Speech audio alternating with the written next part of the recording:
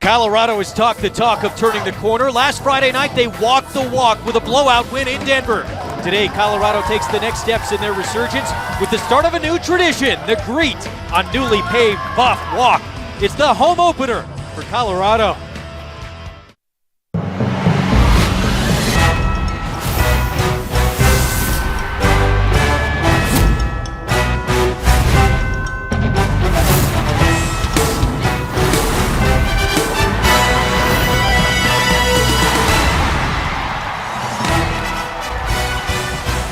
Welcome to Boulder, Colorado, and Folsom Field where the pieces fit for what many believe could be a special season here for the Buffs. Wrap up those tailgate parties. You don't want to miss any of the action. This offense, they move fast. It's the home opener as Colorado welcomes Idaho State. Pac-12 football presented by Geico. Hello, everybody. I'm Greg Wolf, joined by former Washington State Cougar and 9-year NFL veteran Eric Coleman. Head coach Mike McIntyre, now in his 4th year here in Boulder, has said this is the best team he has ever had. He talks about the rise, the return to prominence, and if last week was any indication what they did to Colorado State, that rise is real. They've installed an up-tempo offense, and the Pac-12 Offensive Player of the Week, Sefo Liufau, looks sensational running it. Yeah, if you're a Buffalo fan, you're excited to see your signal caller back in action. Sefo Liufau had a great performance in his first appearance since suffering a Liz Frank injury last November. He threw the ball down the field. He was accurate on his deep ball. He led this team. He was rushing the ball. Just an overall great performance by their leader. Well, the offense looked great, but head coach Mike McIntyre also believes this defense could be special. They're led by the All-America candidate, Chidobe Awuzie. Teammates call him Cheeto. Cheeto is the heartbeat of this Colorado defense. He's tough, he's physical, and he is very intelligent out in the field. Just a terrific leader, and it epitomizes everything it is to be a Colorado player. Well, tall task for Idaho State out of the FCS to come in here, play a Pac-12 school. They have to do it in back-to-back weeks, but they got a real nice performance out of their redshirt sophomore starter under center in Tanner Guller. Yeah, Tanner Guller had an excellent performance, and Mike Kramer is really impressed with the progression his young quarterback has made. Throwing the ball for 338 yards, a career high last week. He's going to need all those yards against this tough Colorado team. It's Idaho State in from the Big Sky out of the FCS to take on Colorado in the 2016 home opener for the Buffaloes. Pac-12 football presented by Geico. Kickoff is next.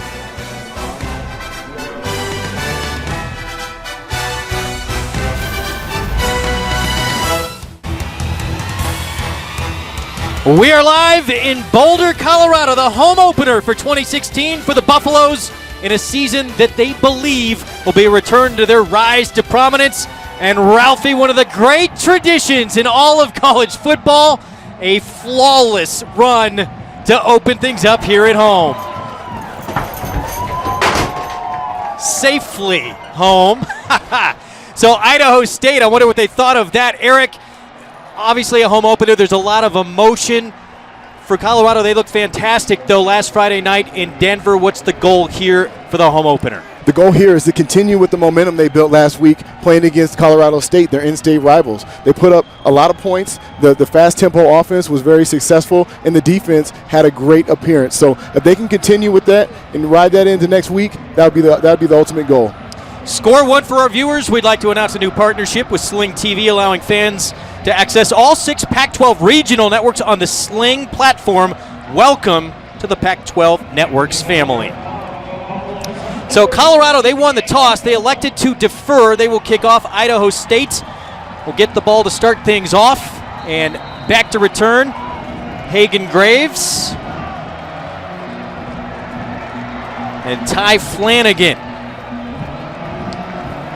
Idaho State, back-to-back weeks, they're going to have to face Pac-12 competition. They go to Oregon State next week. And a knee taken. Bengals will take over at the 25. You know, we talked to Eric, to head coach of Idaho State, Mike Kramer. He said, I'm not a big fan of these games. He said it's the equivalent of the Pac-12 having to go take on an NFL team. Yeah, it's tough. You know, there's more scholarships, there's more depth. The level of play is a lot higher in the Pac-12. So it's a tough task for a team to come in here and expect to leave with a victory. Well, Idaho State, there's Mike Kramer. He's done a great job as the head coach of this program. One of the most successful coaches in Big Sky history, of course, Tanner Guller. Coach Kramer gave him a B+ in his first start since winning the job outright. Threw for a career-high 338 yards, tied a career-high with 3 touchdowns. He gets rid of it fast as well. Something to keep an eye on, and we have a flag already, movement along that line.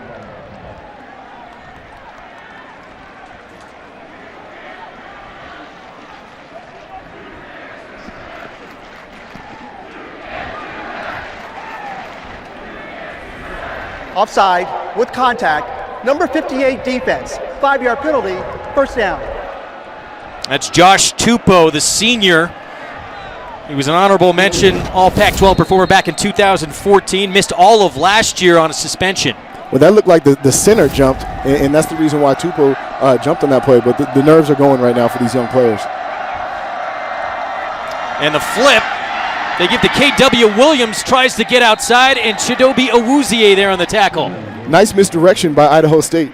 They know that they can't compete with the speed of this Colorado defense, so you have to keep them off balance with some misdirection. Awuzie, he is the heart and soul of this defense, the All-America candidate we talked about in the Open. Cheeto is one of the top cornerbacks in the Pac-12 conference. They're looking for a big year out of this leader. So Guller out of the shotgun. They'll send Ja'Cory Ford in motion. And he won't have much as he tries to turn it upfield.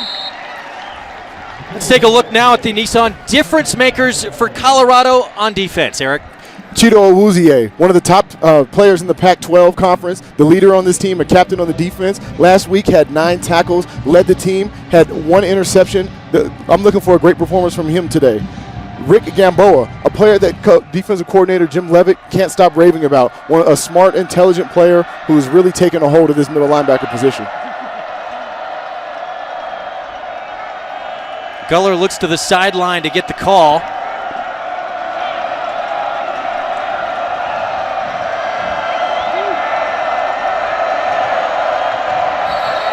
And now flags fly again early on. Number 4 offense. 5-yard penalty, still second down. So back them up 5 yards, and it becomes about 2nd and 12 here. Not the kind of start Idaho State needed taking on a team from the Pac-12. No, you want to stay out of these second and third and long situations, because that's when the pass rushers get to pin their ears back and get after your quarterback. Ja'Cory Ford, the lone set in the backfield. Guller's got to get rid of it, and that was nearly picked off.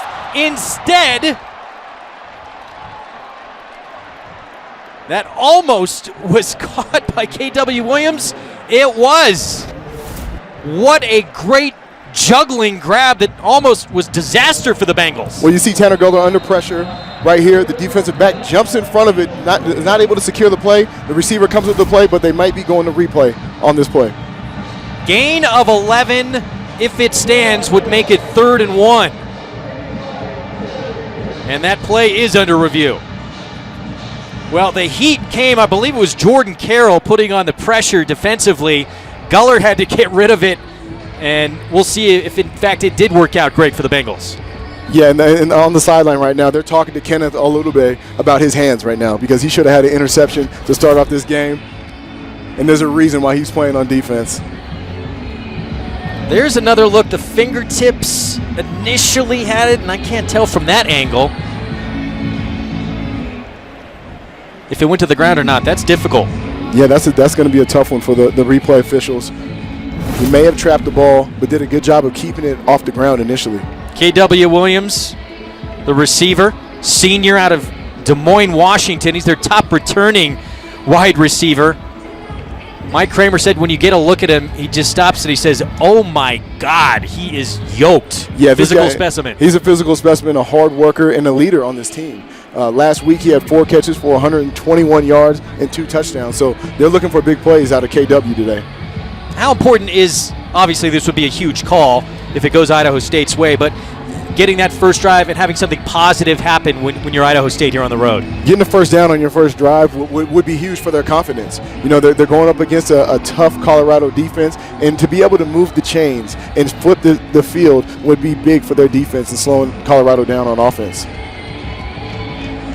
It's Fred Gallagher and Chuck Zubin upstairs in the replay booth taking a look at this, and it looks like it was not a reception.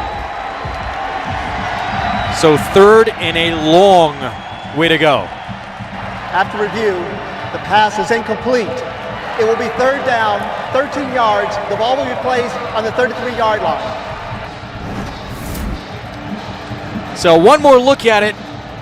There he had the fingertips, then he lost control of it, and it hits the turf. Yeah, he trapped it against the ground. Good job by him disguising the play to the officials.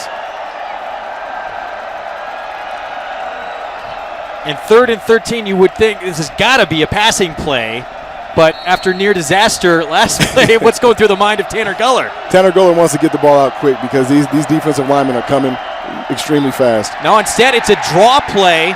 Ty Flanagan redirects to the outside, trying to make something happen, and he'll get close to the original line of scrimmage. Kenneth Olubode on the stop. That's a great job of team tackling by Colorado. You know, one guy misses a play, and if everyone's hustling to the ball, you can recover from it. And as you see right here, these players are ferocious. They're waiting to get to the football and make the ball carrier pay.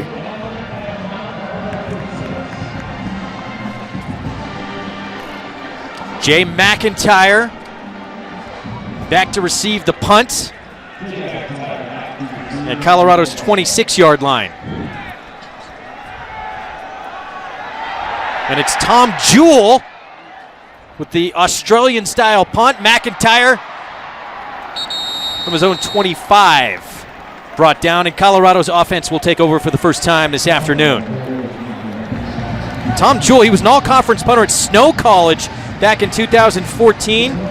He's the backup quarterback as well, but Sean Chaney had been handling punting duties. Switch things up here.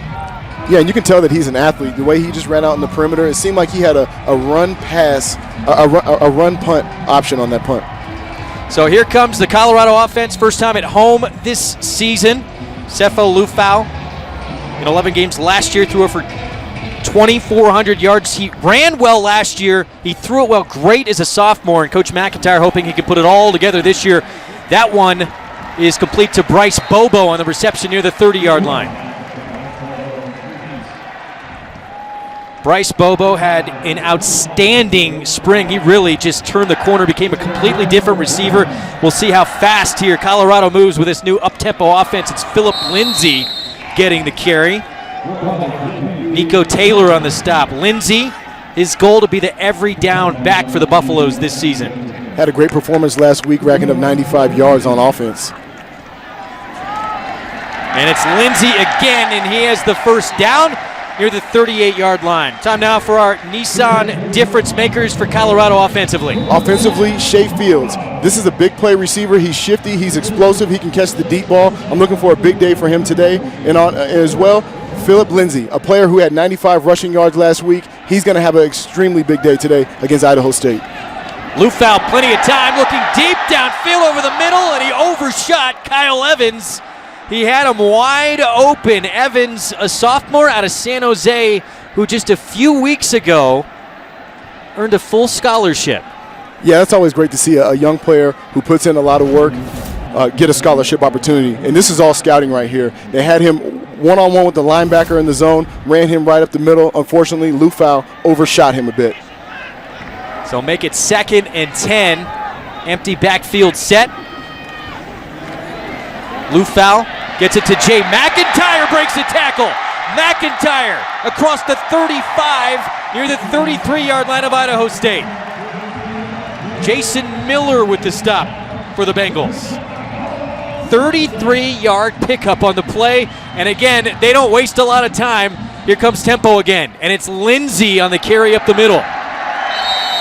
And this tempo, it can really throw a defense off balance. It keeps you from disguising your coverages. You can't change your personnel, so that Idaho State defense is winded right now. Make that Donovan Lee on the carry, and he'll get the ball again. Breaks not one, two tackles, spun around, and finally brought down near the 15-yard line. Donovan Lee, one of the captains on this football team. He was stopped by Anthony Ricks, the 5'8 redshirt sophomore.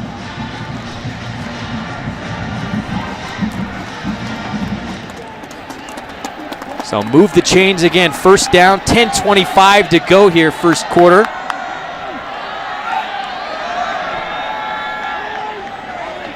And Liufau looks to the sidelines. Liufau wasn't even sure at the end of last season if he was going to play football again. Had a foot injury in the USC game, missed that game, and then the final 2 games of the season. Looks corner, end zone! Caught! Devin Ross, touchdown, Colorado!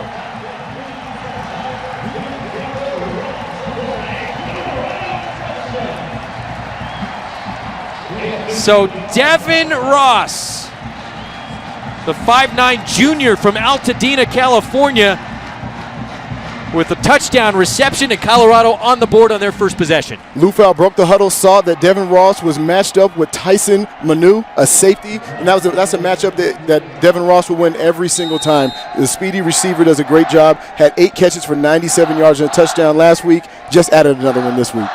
Here's Diego Gonzalez, the lefty, extra point. It is perfect, and just like that, this offense, they can strike fast, and they're on the board 7-0 on a touchdown strike from Sefo Lufau to Devin Ross. 8 plays, 77 yards, only took 40 seconds. We'll be back.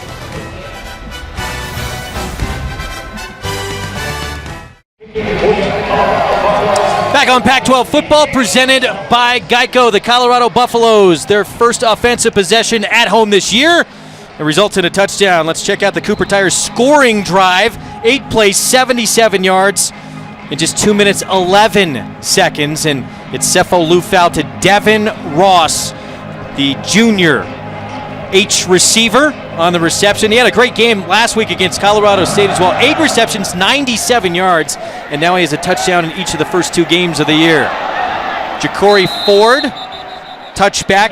Idaho State will take over the 25. Let's go to San Francisco in our Pac-12 studio for an update. Second offensive possession here for Idaho State. See what Tanner Guller, the redshirt sophomore, can come up with. And he finds Agan Graves on the reception. 5-yard pickup.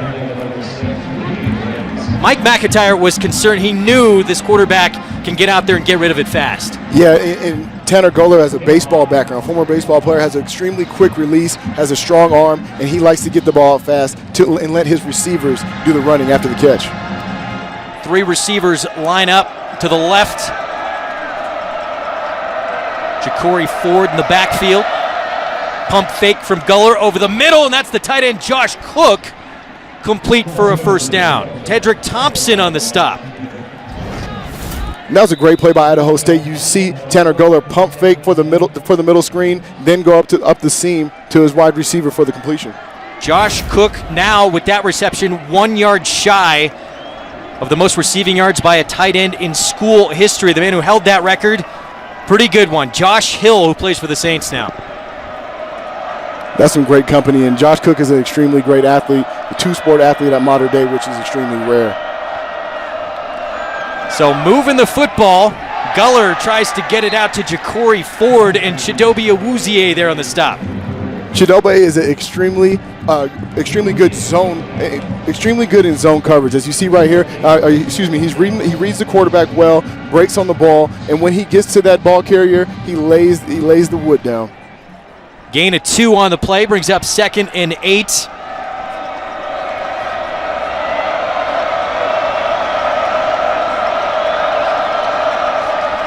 And Guller tries to go over the middle. That was nearly picked by Rick Gamboa, the redshirt sophomore out of Sylmar, California. One of the smartest linebackers Coach Jim Leavitt has ever coached. He's coached Patrick Willis. He's coached LeVar Bowman. He says that Rick Gamboa loves the game of football, has great instincts, and really has taken a grasp of this defense. Breaks on the quarterback, gets his hands up. Unfortunately, he's not able to come up with the pick because that would have been a touchdown. Yeah, Jim Leavitt, of course, second-year defensive coordinator, spent time with the 49ers and Jim Harbaugh on his staff when they went to 2 NFC West championships and a Super Bowl as well. That is Ja'Cory Ford on the carry. But Leavitt was just raving about Gamboa. Not the quickest guy you're going to see on defense, but his instincts are just exceptional. Yeah, when you're a player who's smart, who can anticipate plays, it makes up for the lack of speed that you may have. And Rick Gamboa is a perfect example of a player who studies the game, he knows tendencies, and does a great job of getting to the football. So this drive looks like it's going to come to a halt, 4th down, and Jay McIntyre, the coach's son, back to receive. And this time it will be Sean Chaney into punt. Cheney had a great first game punting. This is a team whose special teams last year were some of the worst in the FCS. McIntyre from the 16, and nice job on special teams by Idaho State to not let him get away. So Colorado and Sefo Lufau back on offense when we return to Folsom Field.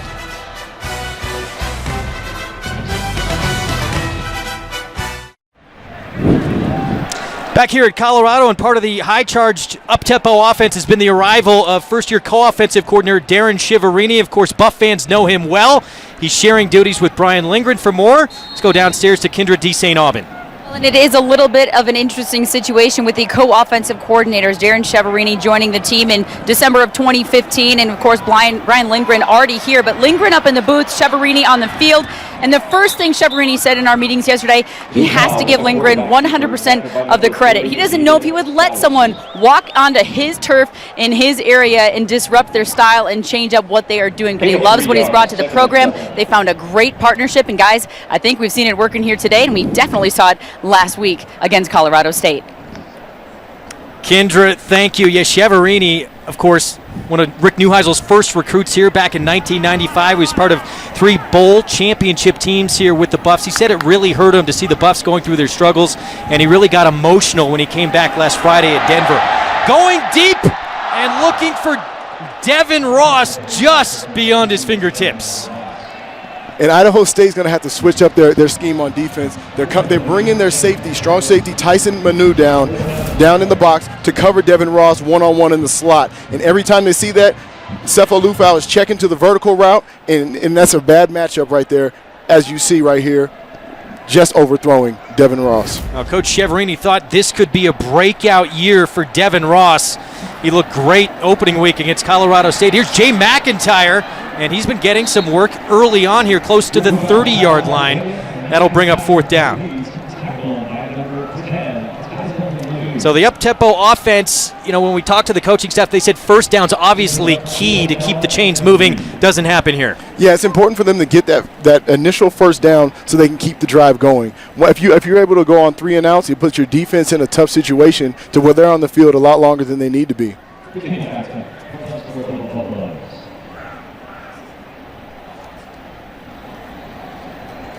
So Colorado will be forced to punt it away. A high punt.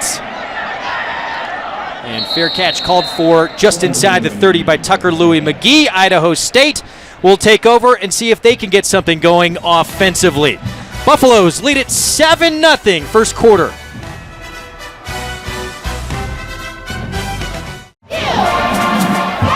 Back at Folsom Field, Colorado leads it 7-0 in their home opener. Coach Kramer was talking about his redshirt sophomore quarterback Tanner Guller in the spring.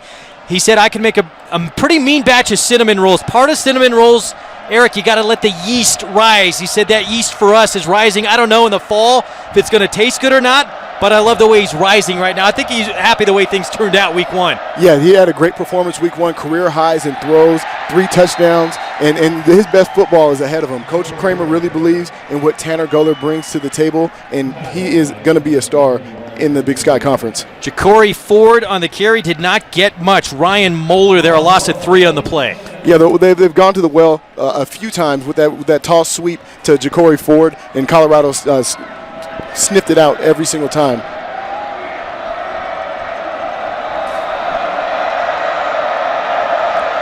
So make it 2nd and 11.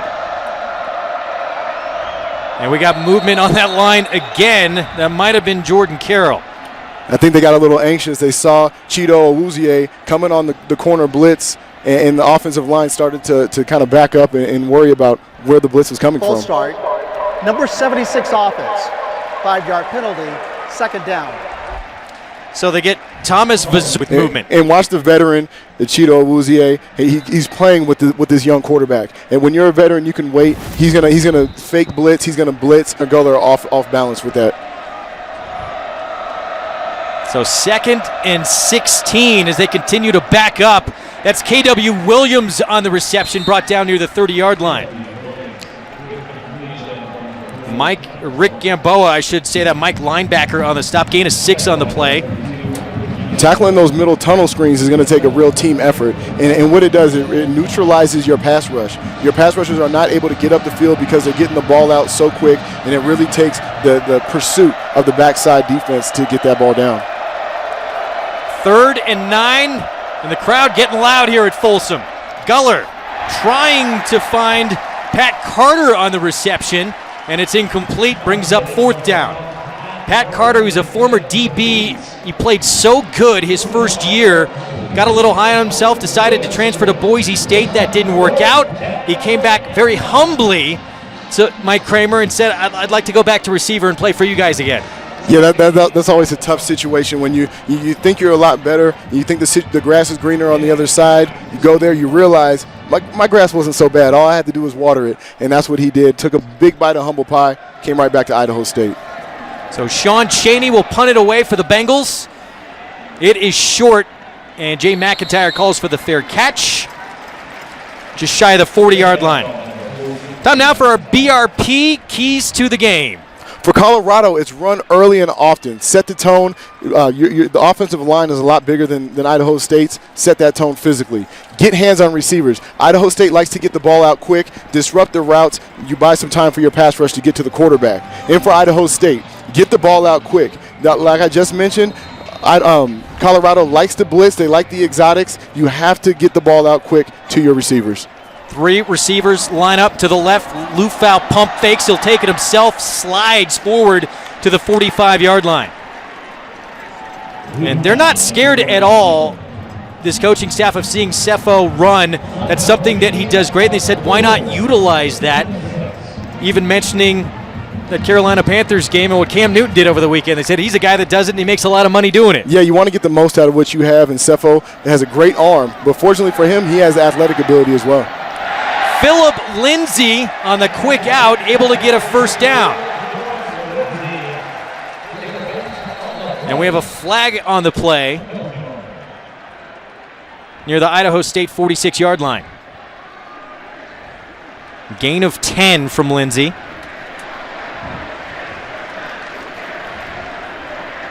This offense, they ran. Personal foul, late hit out of bounds. Number 30 of the defense, 15-yard penalty. That's an automatic first down. That's Hayden Stout, the redshirt senior, one of the keys to this defense. Their linebackers are their strength.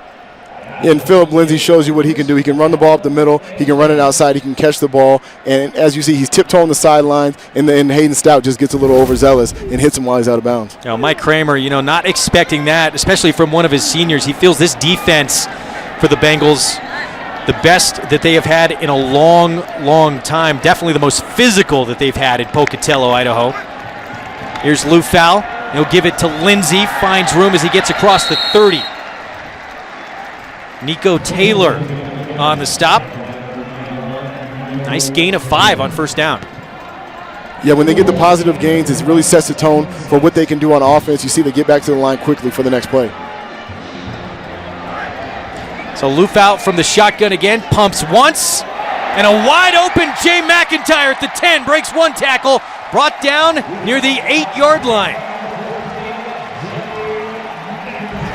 Anthony Ricks on the stop, but Jay McIntyre, he's been a nice safety outlet, wide open that time from Lufau. Yeah, Jay McIntyre has done a great job in special teams in the return game. It's nice to see him be a part of this offensive game plan and take advantage of his opportunity. On first down, they go to Lindsay, and Lindsay in for the touchdown.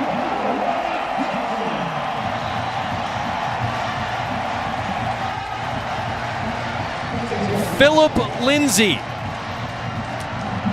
Coach Mike McIntyre said this is a young man who just bleeds black and gold. He actually tore up his knee his senior year in high school. Coach Mike McIntyre came in. Lindsay called him. He said, Coach, I still have a scholarship? And he said, absolutely, you still have a scholarship. Yeah, local talent from Aurora, Colorado. Philip Lindsay is a hard worker, dedicated. He's the team captain of this. He's one of the 5 team captains. Does a great job of leading the show. Extra point is good. Colorado leads it 14-0. Let's go back to San Francisco for a Pac-12 studio update.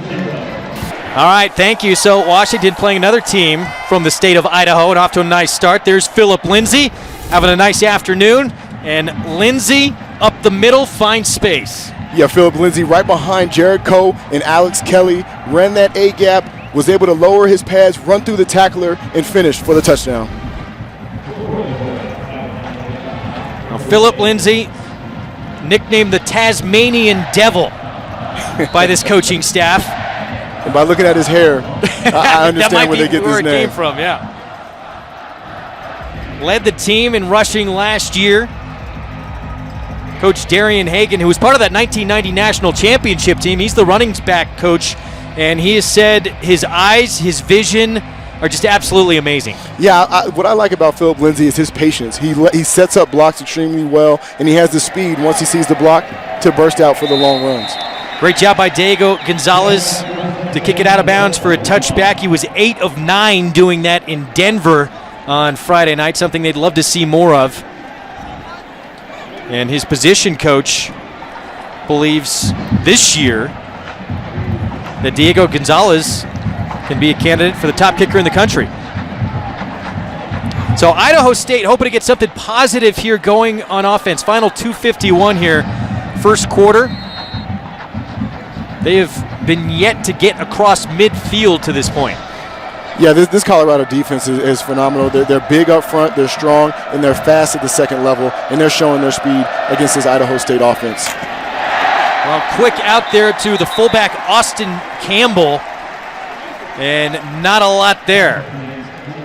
Mike Kramer said we're going to see probably a lot more from Campbell. He's mature. He went on a mission for a couple of years, came back. They lose 5 yards, though, on that play.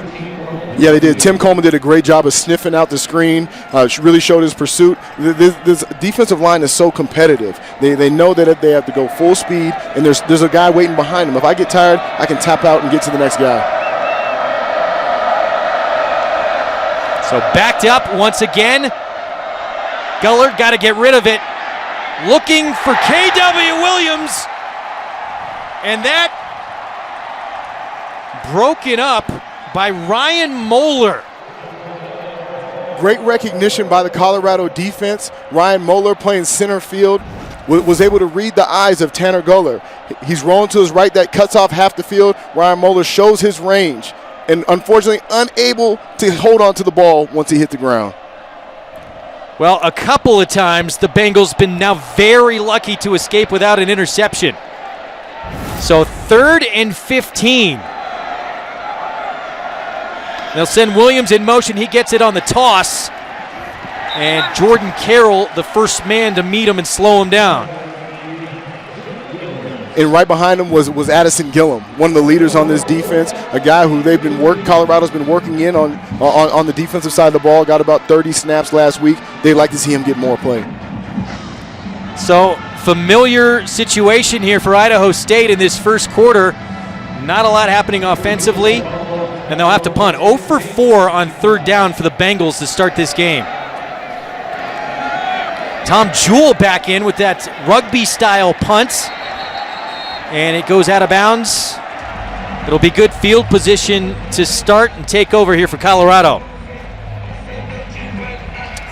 One show, now on multiple nights. Sports Report covers the Conference of Champions like no other, bringing you the best of the best from the coast on the west. Sports Report only on Pac-12 Network, or watch on Pac-12 Now and pac-12.com. So Sefo Lufau and this Colorado offense back to work. They ran 89 plays in that opening game against Colorado State. They averaged one play every 23.3 seconds. Wow, that's how you draw it up. And that means that they were being efficient on offense, moving the chains, getting first downs, and finishing drives, which is most important. Philip Lindsey in the backfield. We have whistles.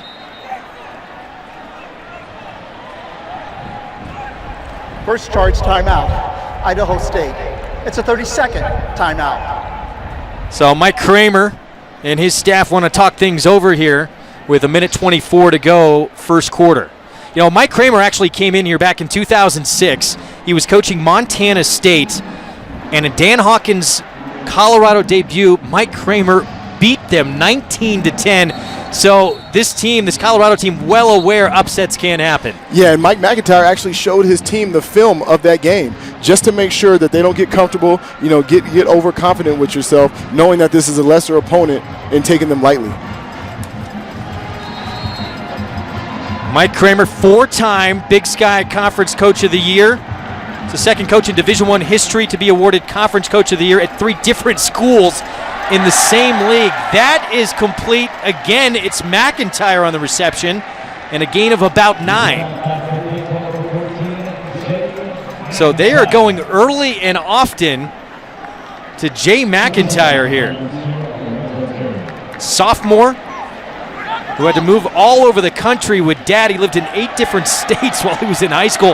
That reception to Bobo as he tries to fight for first down yardage. Yeah, one of those states he lived in was New York, when Mike McIntyre was my defensive back coach with the New York Jets. And one thing that Jay McIntyre mentioned to reporters when talking about playing for his dad is that he loved the fact that he got to see his dad every day.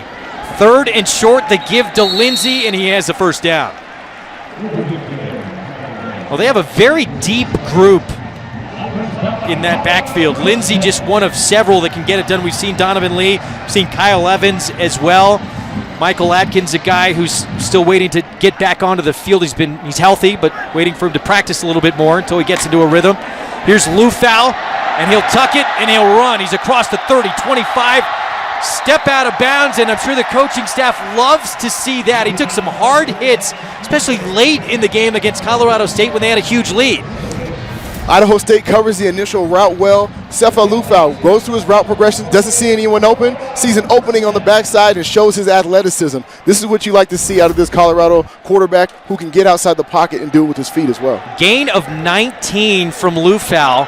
They said they worked on sliding a lot last week as he'll keep it and fall forward for maybe a yard. Final seconds here tick away in the first quarter. Mario Jenkins on the stop for Idaho State. And that will do it here for the first quarter in Boulder, Colorado.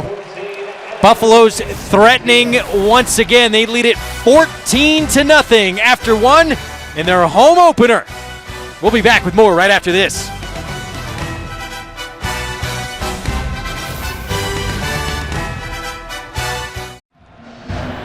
We're back in Boulder. The Buffaloes lead it 14-0 over Idaho State. Send it downstairs and check in with the 3rd member of our team, Kendra D. St. Aubin.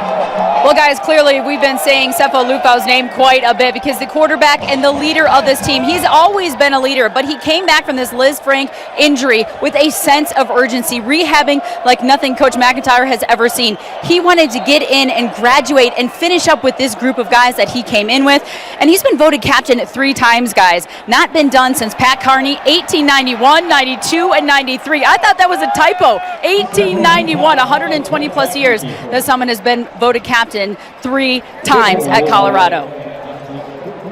Kendra, thank you. Yeah, Coach Mike McIntyre said that's all you need to know about the leadership of Cepho. First in over 120 years to be a team captain 3 straight years, I would say so. On 3rd down, it's Lindsey fighting for some extra yardage.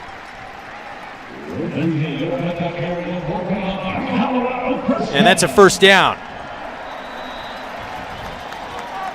And Cepho wants to go quick. They'll give it to Lindsey again, and Lindsey into the end zone, another touchdown, Colorado. This Colorado offensive line has been impressive thus far. Great job of getting pushed up front. Alex Kelly, Tim Lynott up front, open up the gap for the touchdown. Well, the coaching staff said this young man is not afraid of contact. There's Coach Mike McIntyre. And he's got to be real happy for this young man who, when he came to Colorado again, he'd just blown out his knee, and he's been outstanding for the Buffs. Extra point good from Diego Gonzalez.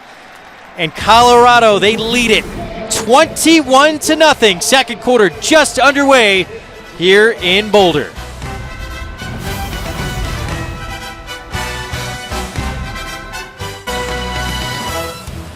Back in Boulder, Colorado for the Buffs home opener. They lead it 21-0. And we knew, Eric, this up-tempo offense, they move fast. I didn't know this fast. Their drives, 3 touchdown drives, have averaged just a minute 36 seconds. That's quick. That's quick. That's running offense with some great efficiency, and that's just a credit for these players taking a grasp of this new offensive concept. Now it's time for our Coors Light Cold Hard Facts. 2015, Colorado was one of 6 schools to force a turnover in every single game.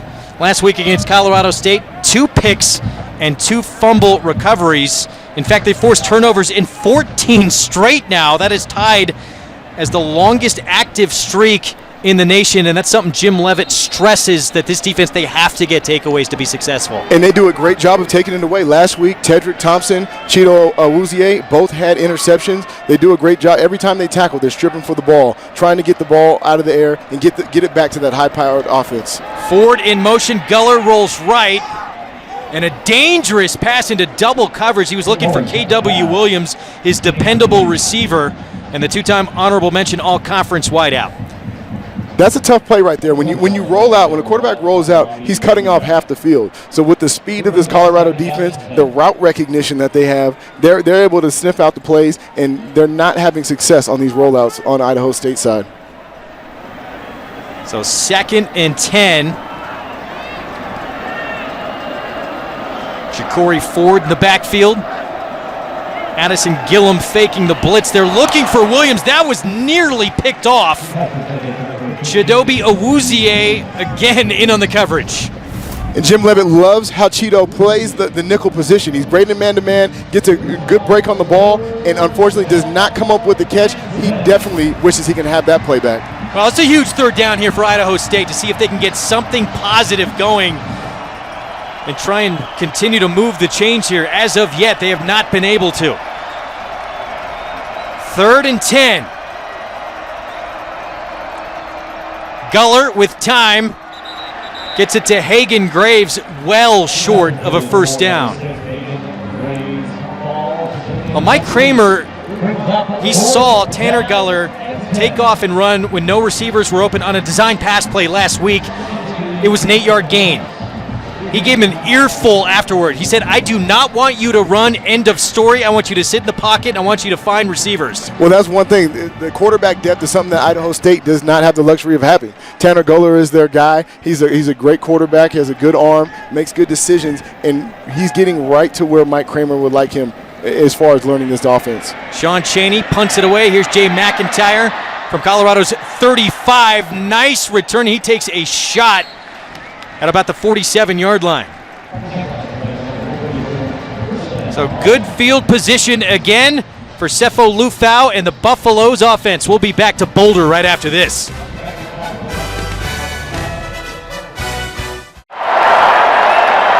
Back in Boulder, Colorado leads it 21-0, and Kindred Jay McIntyre, the coach's son, has been getting a lot of action early on. Well, and that's something that Jay McIntyre was maybe a little bit worried about, coming and playing for a head coach, and his head coach is his dad. But he said, it's the best decision I could have made growing up, being a coach's son. You don't get to see your dad a lot. Basically, everywhere they went, they followed his job. They moved to 8 different states. The best thing about it, now he gets to see his dad every single day. But also, he feels a little extra pressure, because when you're the coach's son, you want to perform. You want to help out. You want to bring some positivity to the program. I'd say, guys, 4 receptions for 64 yards. Jay McIntyre doing just that today, contributing to some positivity with this Colorado Buffalo team. Well, Sefo Lufau taking a deep shot downfield to one of the Pac-12's top deep threats, Shea Fields. Number 1, defense. 15-yard penalty from the previous spot. That's an automatic 1st down. So Anthony Ricks, pass interference, and a positive play here for the Buffs offense. As a defensive back, it's okay to face guard, but you can't make contact when you're not looking for the ball. Once that ball's in the air, it's just the receiver's right to get the ball, just like the defensive back. Unfortunately for that defensive back, he had his back to the quarterback. Shea Fields wondering when we were going to see him turn loose. He is a speedster. Very dangerous vertical weapon. And Lufau again looking for Fields. And Shea Fields, that is complete down near the 1-yard line. Anthony Ricks on the stop. They went right back to him. gain of 36 on the play. I love the aggression of the offensive coordinators right here. They see there's a mismatch outside with Shea Fields. He's one of the fastest receivers in the Pac-12. Drew a pass interference play on the first play. This time he's able to get it. Came up short of a touchdown. Kyle Evans gets the call again. He just earned a scholarship a few weeks ago. Coach McIntyre had him read a statement out loud to the entire team, made him think he was actually in trouble for a code violation. He said, read it out loud. And it was a letter saying he'd been informed that he's been put on scholarship. It was a nice moment. Really a special moment, and it's great for his teammates to see that. You know, other guys who walk on, they know if you continue to work hard, you put in the work, come to practice every day, one day you can be rewarded. So 2nd and goal. And again, it's Kyle Evans in the backfield. They'll give it to him again, and this time the Idaho State defense, that line answers the challenge. Micah Breland on the stop. Yeah, great job by Micah Breland, reading out the read option. Cepho Lufau is holding the ball into the running back's stomach, reading that defensive end. If he crashes down, Cepho is going to keep the ball. He's been staying at home, so he handed it up the middle. The defensive tackles have done a great job. Micah Breland, he was a linebacker last season, now moved to that front line. So 3rd and short, trying to make it 28-0 here. Lufau to Evans again, and Kyle Evans. Touchdown, Colorado.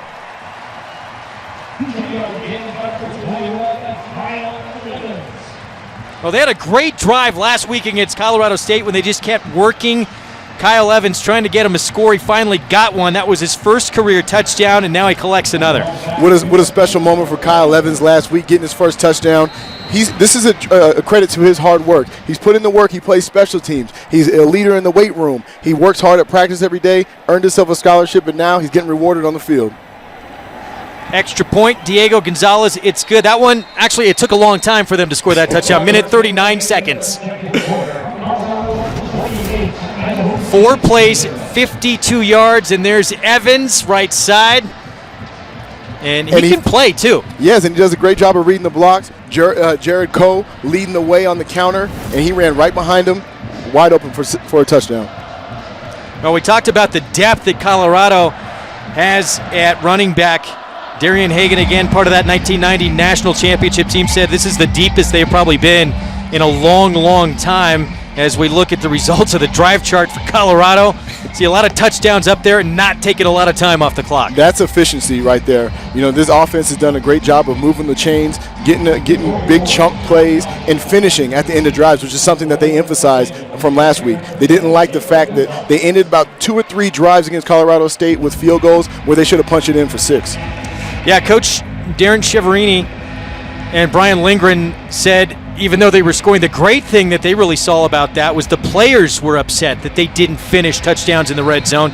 And he said when you start seeing the players take accountability, that's when you know you have something special happening. Yeah, and that's when you know they've bought in. And this team has a lot of veteran leadership, starting with Cheeto Awuzie, Tedrick Thompson. You know, you mentioned all these players who are leaders on this team. They've really taken a hold of the message of Mike McIntyre and his coordinators and passed it along to one another. That's the only way you're going to have success playing in the Pac-12 level, if each of your teammates holds himself accountable and continue to push each other.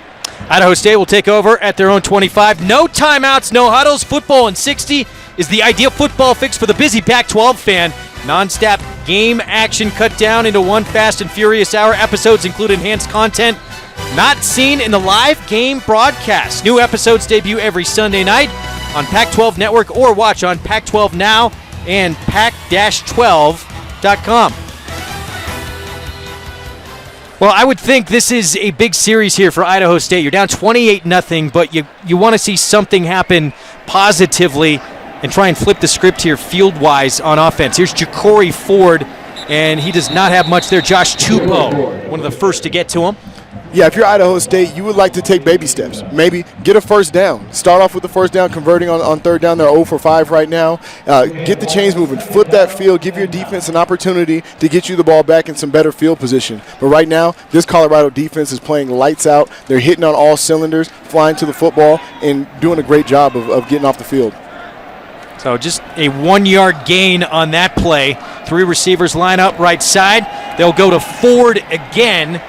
And Ford will not find much running room. Samson Kafavalu, Jordan Carroll there.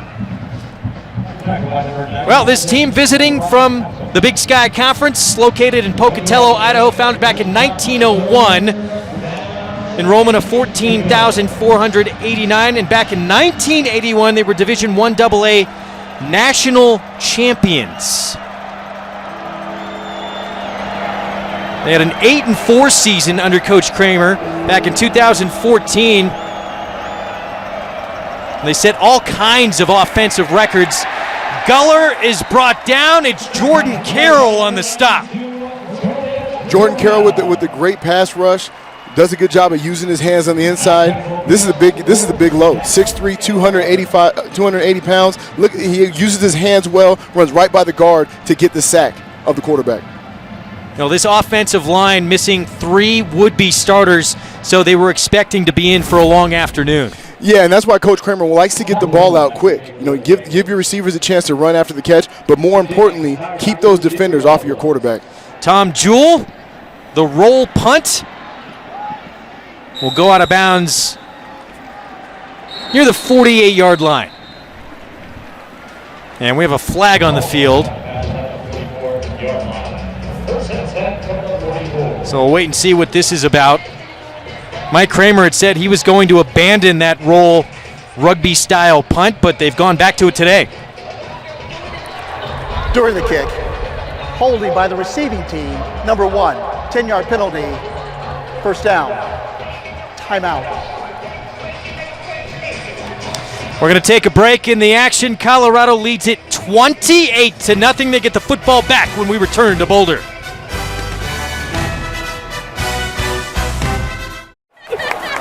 Back in Boulder, Colorado, Buffs lead it 28-0. They have the football again. And one of Coach Mike McIntyre's mottos is welcome to the fight, and they are taking the fight to Idaho State as many expected here in their home opener. Yes, and it's starting up front. The offensive line has set the tone. Defensively, they've been in the backfield of Idaho State all day.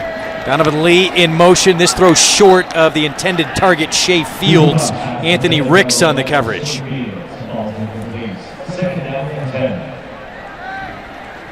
Well, Sefo Lufau last week became the all-time leader in career passing yards at Colorado. He holds or shares 78 Colorado records, and 10 more are in sight this season. Pretty amazing what he has accomplished. That complete for a short gain of about 5, and it's Jay McIntyre again on the reception. Yeah, Sefo Lufau, this is a credit to his hard work. He's a guy who's a leader on the team. He works hard. Once he got that Liz Frank injury, he was the first guy into the weight room trying to rehab, get back on that field so he can be there for his teammates. And remember, he went through uncertainty too, even if he was going to come back knowing if he'd be the starter. Davis Webb was thinking about transferring as that reception complete to Devin Ross. Davis Webb was thinking about coming in from Texas Tech. At the last minute, he changed his mind. He wound up at Cal, but Sefo would have had to fight for that starting spot. Yeah, I mean, and that shows the kind of guy Sefo is. He welcomed Davis Webb because he knew him not being able to play, and Davis Webb, if he was at the helm at quarterback, this would help the team. And he's a team player. That's why he's a captain for 3 years running. Honorable mention, all Pac-12 as a sophomore. He's going to take another deep shot down right side of the field to Shea Fields. A flag on the play. Pass complete at the 11. I'll make it the 13-yard line. 42-yard gain. And we saw how dangerous Shea Fields is earlier. He is a definite deep vertical threat. Shea Fields is a star. He's shifty. He can run every route in the route tree. Number 1, defense. That penalty is declined. The result of the play is a first down. So Anthony Ricks with his hands full against Shea Fields. He's getting all he can handle out there with Shea Fields. You see the hesitation to get him off balance, and then Shea Fields with the speed to just run and separate himself from the defender. Well, we've known for a while, most who watch the Pac-12, how dangerous Shea Fields is. What Coach Cheverini has brought to this group is the receivers being maybe as physical blockers as well. He really wants to see them get out there and block. There's Donovan Lee on the carry, and it was last week he said Shea Fields, he really didn't know what a cut block was, but he led the receiving group with a couple of them. Yeah, Shea Fields was not accustomed to cutting receivers. A cut block is when you run up to a defender, hit him in his knees, and get him on the ground. And you want defenders on the ground so it opens up breaks for long runs. When Philip Lindsay breaks one through, or one of your fellow receivers breaks a big run. Now 2nd and 5. Yeah, Darren Cheverini, the co-offensive coordinator, said if you got a chance to hit a DB, why not take it? They're going to hit you every chance they can get. On the jet sweep, there's Donovan Lee. And I'll tell you one thing, as a former defensive back, that's the thing I hate most is when a receiver comes up and hits you in your knees, it takes your focus off the game. Then you want to keep him from getting on your knees, get you out of your game. You want to fight. You're doing everything but your assignment at that point. Loss of 2 on that last play. Lufau throws right side. There's Devin Ross, and he is inside the 5-yard line, just shy of the first down marker. This is all about mismatches. Cephalon sees that there's a mismatch. There's a 3-on-2 outside. The wide receiver, Jay McIntyre, knocks a guy down. Shea Fields knocks one of his players down. But unfortunately, the safety's able to wrap up Darren Ross. If he was able to beat him on that one-on-one matchup, you may have a first down, even a touchdown. So it looks like 4th and 1. And they're going to go for it here. Colorado 8 for 8 on 4th downs.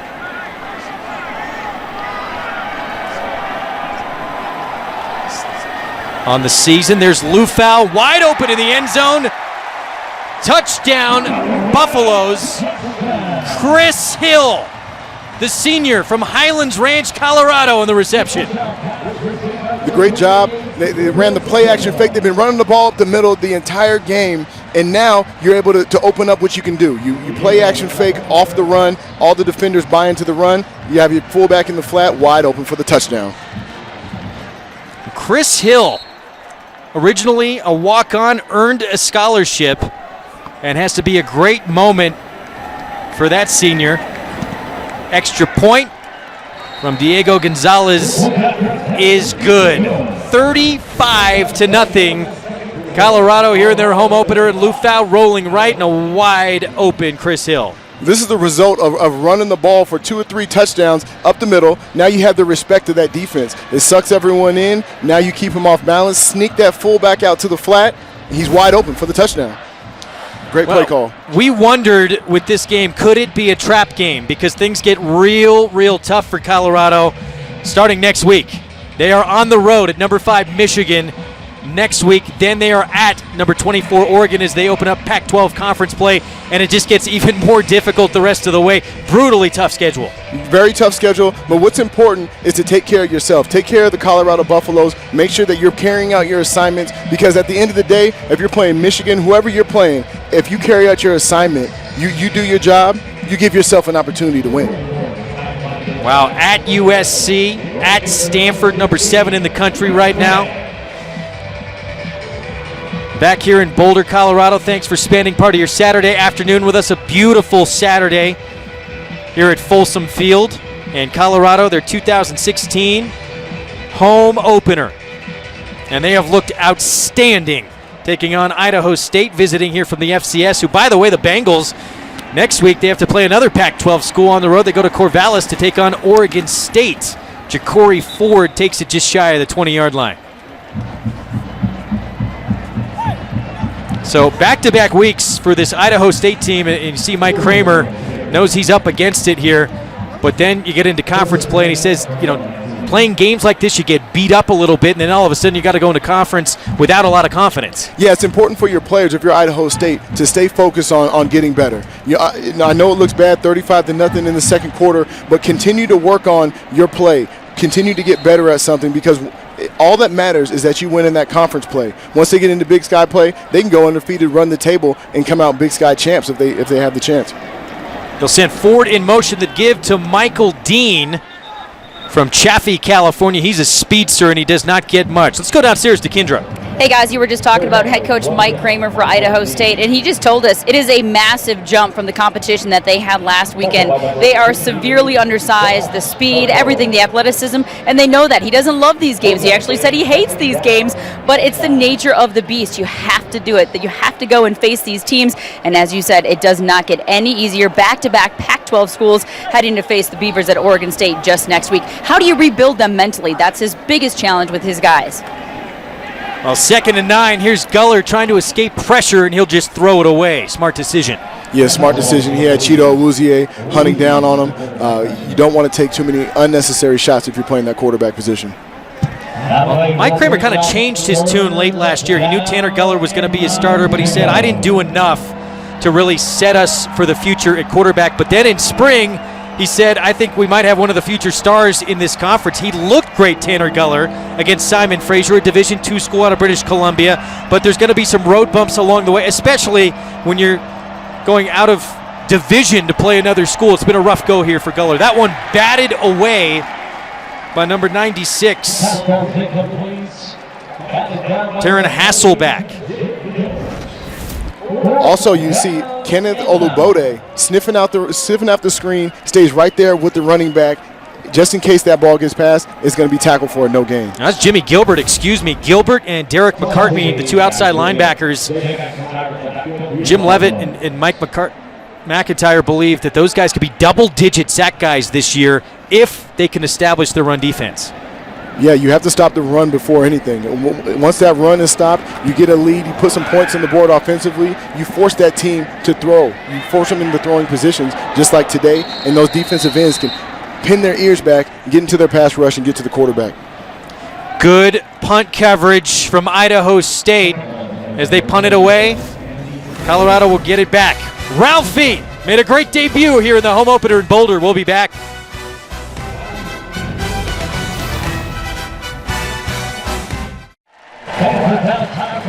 Watching Pac-12 football presented by Geico back at Boulder here at Folsom Field. The Buffaloes rolling here at home. Their first home game of the season, lead at 35-0.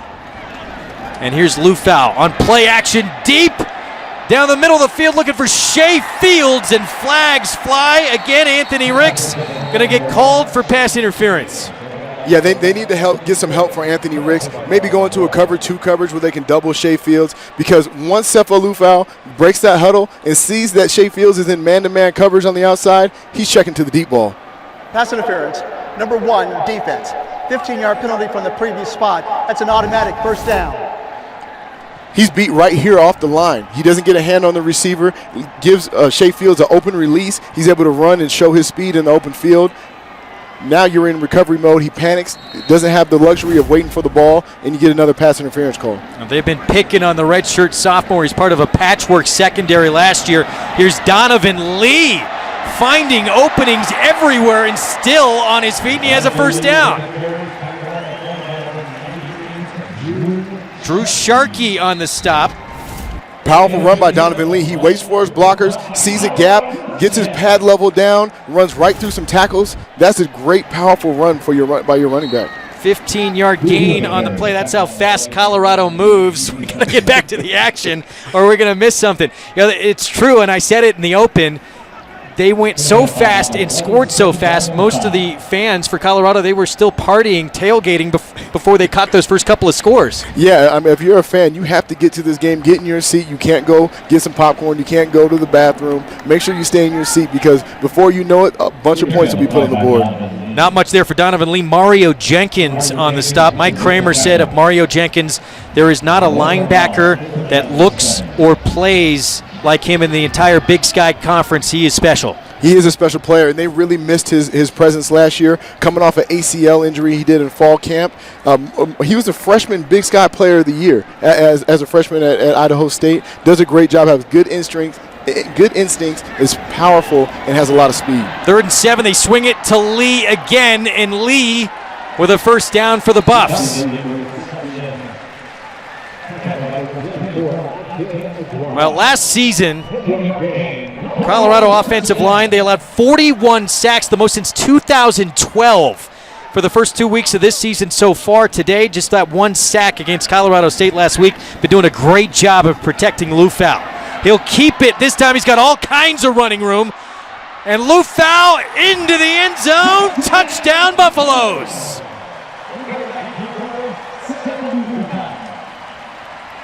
A 19-yard run for a score for the 4-year starter. Cephalou does a great job of going through his progression. He looks out on the perimeter, sees that his wide receivers are covered up, and there's a gap. There's one man-to-man coverage.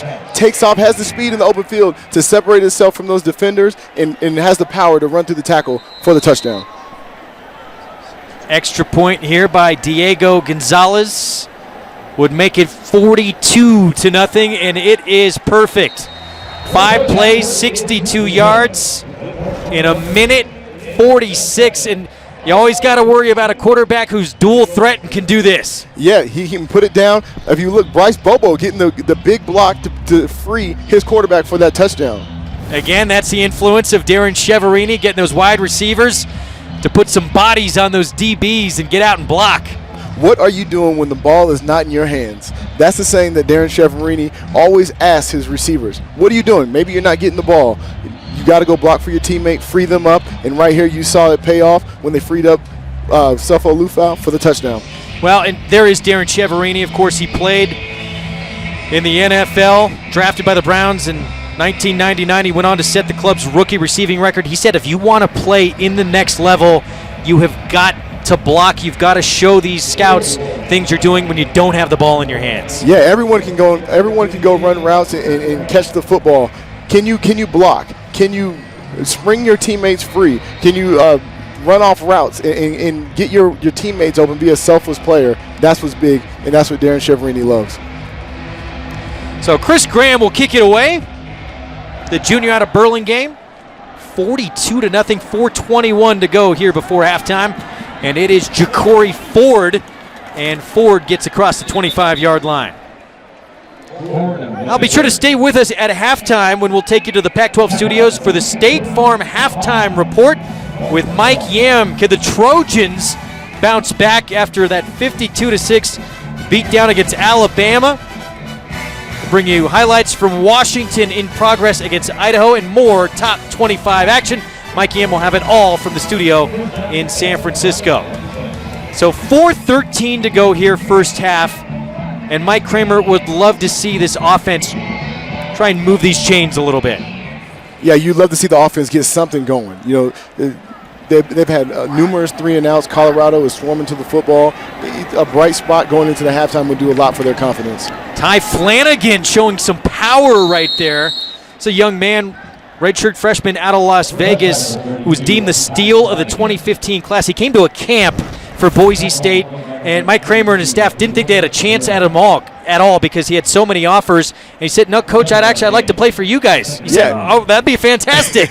Yeah, and he lucked into that one. He came to his football camp, had to wait a little while before he offered him a scholarship, but he loved the atmosphere at Idaho State and eventually committed. Here's Guller, and he tries to find his tight end, Josh Cook, incomplete. Yeah, back to Ty Flanagan for a moment. Mike Kramer said he reminds him actually a lot of Xavier Finney, who's the all-time leading rusher in school history, who graduated last year. Very physically ready right when he showed up on campus. Yeah, he was ready to play. Big-time player out of Las Vegas. The future is bright for him. Ja'Cory Ford is the main guy, but it's nice to have that 1-2 punch with another running back. 3rd and 3. Can the Buffs defense get a stop? That one complete. Should be good enough for first down yardage. Complete to K.W. Williams. And that has to do a lot for your confidence if you're Idaho State. You get a first down, now you build on that. Let's see how the rest of this drive progresses, and hopefully they can get some momentum and something positive to go into the half. Now give it to Ja'Cory Ford. They'll try and stay on the ground, and Josh Tupou, 6'2", 325 pounds there to meet him. Yeah, it's going to take a lot to move Josh Tupou. You might want to run around him. You know, running through him is not going to be a good go in your favor if you're Idaho State. Loss of a yard on the play. Mike Kramer had told us when we talked to him on the conference call that Ja'Cory Ford, he still thinks he's an inside runner. He wants him to get outside. Yeah, he wants him to bounce, show his speed, and be a multi-dimensional back. Ja'Cory Ford, sometimes running backs get stuck in their ways, and Mike Kramer wants to open up his eyes and broaden what he can do out in the field. They'll send Hagan Graves in motion, get it to him on the jet sweep, and there's just nothing there. This Buffs defense quick to react. Ryan Moeller there.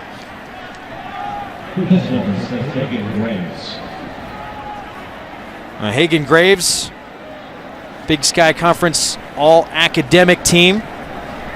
And now another third down situation here for Idaho State. Final 2:22 of the half. And Mike Kramer wants to make sure this team has the right call here. Defense has not really been threatened at any point in this game thus far. It's important for your defense in a game like this. Don't get complacent. Make sure you're paying attention to detail. You carry out your assignment, and it's easy for a guy in the secondary to get bored. You're not getting challenged too much. You have to stay focused on every play and get off the field and don't get into those bad habits, because next week is another big game. Well, Idaho State, they call a timeout. At least he can smile at this point as Mike Kramer's talking to his quarterback, try and see if they can convert here again on third down before halftime.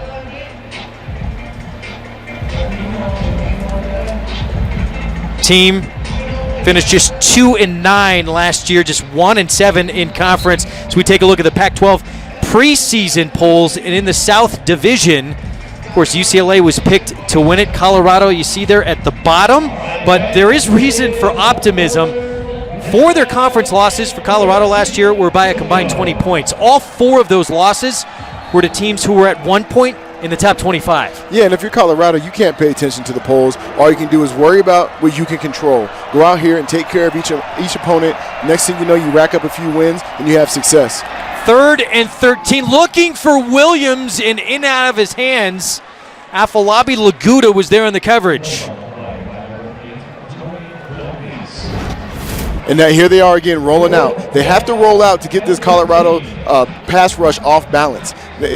The receiver creates some separation. Unfortunately, the corner for Colorado closes and leaves a small gap for Guller to throw it in. This is the 8th time we've seen Idaho State punt here in the first half. Sean Chaney will handle the punting duties.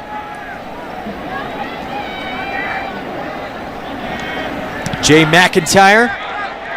This is a good one. Has to backtrack inside the 15, and he'll try and bring it back. Has some room up the middle, shifts left, and he's just shy of the 20-yard line. Great punt. End over end punt. You flip the field. That's what you want if you're Idaho State. They got a first down on that drive, and now they have something to build on moving forward. So final 1:49 to go of this first half, and I would think Coach Mike McIntyre has liked what he has seen from his offense to this point. Remember, they led 31-0 against Colorado State at halftime last week. Here's what he's done now in his 4th season. 4-8 back in 2013, 2-10 in 2014, just 4-9 last year. But in conference, it's been slim pickings, just 2 wins in the Pac-12 in his 3 seasons so far. They expect to do a lot better this season. So Steven Montez, the backup quarterback, is now in. And they'll keep it on the ground. They give to Kyle Evans. Steven Montez got a little bit of work late in that season opener last week. He wound up with just 4 handoffs against Colorado State, but he was named the decisive number 2. He had been the co-number 2 with Tyler Gerke. Yeah, and it's important for your backup quarterback to get reps, to get game reps, because, God forbid something happens to your starter. Your backup quarterback has game time experience. He has the confidence to go out and run the offense and keep the game moving. Montez showing he can run a little bit. And he'll pick up about 7. Jordan Gerke, the backup he was battling with, but now it's Montez who is the solid number 2 behind Lou Fowl. And Coach McIntyre said of Cepho, it was a minor miracle, maybe a big miracle, that he was even able to come back from that foot injury. Yeah, that Liz Frank injury has ended a lot of careers. I know I played with a couple of guys who have had the Liz Frank injury and had trouble bouncing back. But that's a credit to his hard work. Cepho he put in the time, rehab, and really took care of himself. Kyle Evans on the carry, and it's a first down. There's a look at Cepho, back for his senior season. And Cepho Lufau, just to show you what kind of guy he is, he reached out in the offseason to Jack Thompson, the throwing Samoan from Washington State, one of the greats. He reached out to him and asked him, how can I improve on my game? Jack Thompson led him to Alex Brink, former Cougar quarterback who has a football camp out there in Oregon. He worked on some of his game. You know, he has over almost 80 records for Colorado. It's Kabian Ento, and Montez showing he can sling it a little bit.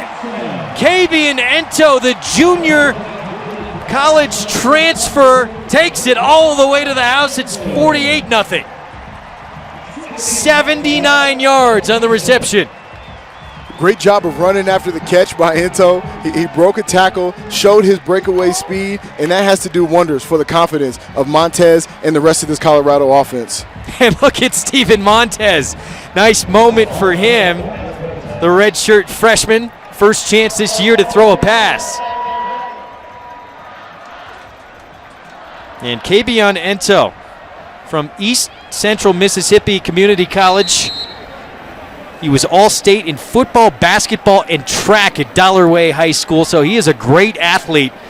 And coaching staff saying he benefited by enrolling early back in January, still kind of refining his skill set, becoming a better route runner, and he showed off all his skills on this 79-yard touchdown reception. Great throw by Montez, catches him on the in-breaking route. And then you see the receivers blocking downfield. Another thing that we talked about, he breaks through the tackle, the would-be tackle of the safety, and runs for the long touchdown. Yeah, Hayden Stout had a look at him, bumped right into him, and couldn't bring him down. And Hayden Stout, one of the better players and more experienced players on this Idaho State defense, a jubilant Steven Montez. Backups usually don't get action this early on in a game, let alone throw 79-yard touchdown scores. Yeah, it's a great job. Great throw, great run after the catch, and that just shows you the difference in play between the Big Sky and the Pac-12. And in Big Sky play, Hayden goes and hits that receiver, he's going down. In the Pac-12, the receivers are stronger, more athletic, and you see what happens after the missed tackle. Don't forget, coming up at the half, it's the State Farm halftime report, so you'll want to stay with us. Mike Yam, back in our Pac-12 studios, the latest on the Trojans, Washington in action against Idaho, and more from the top 25 in college football on this Saturday afternoon. 49-0 here in Boulder. Chris Graham set to kick it away. It has been all Buffs in, to this point, a perfect home opener. Ja'Cory Ford still on his feet, just shy of the 25-yard line. So final 26 seconds of this first half, and the Buffs have just kind of overwhelmed Idaho State from the FCS. Yeah, Colorado has continued with their momentum from last week playing against Colorado State. They're clicking on all cylinders, and that's important. Offensively, they've had great drives, getting the ball down the field, ending the drives in touchdowns. Defensively, forced a lot of 3-and-outs, getting the ball back to the offense with great field position, and it's been a true team effort here for the Colorado Buffaloes. So final seconds here, first half. Tanner Guller looking for Pat Carter, and they were not on the same page. Again, Carter, former DB, moved to wide receiver after his college career, went from Idaho State to Boise, back to Idaho. And he caught his first reception as a wide receiver against Simon Frazier last week. Yeah, that's one of those miscommunications between the wide receiver and the quarterback. When the corner is on top in man coverage, the quarterback wants your receiver to break off the route and throw that back shoulder fade, which is so difficult to defend. Guller on second down. He's got Josh Cook, and that will set a record for Josh Cook, the all-time leader in receiving yards by a tight end in school history, passing Josh Hill, again, who's now with the New Orleans Saints. A great company that he's in. And again, it shows you the great athleticism of Josh Cook. He was a two-sport athlete at Mater Dei High School in California, and he's continuing his success here at Idaho State. That will do it for the first half. All Buffaloes in their home opener. as they lead 49-0 in this offense, this up-tempo system, Eric, looks like it's running flawlessly. It is running flawlessly, and it's important for them to continue with that continuity. It's great to see the backups come in and continue and keep up with the tempo of that first team. Meanwhile, if you're Idaho State, you just took a lick at this point, but the good news, I guess, second half, you're going to see a lot of backups, so just continually keep and try working on sort of conference play. Yeah, if you're Idaho State, you have to continue to work on getting better.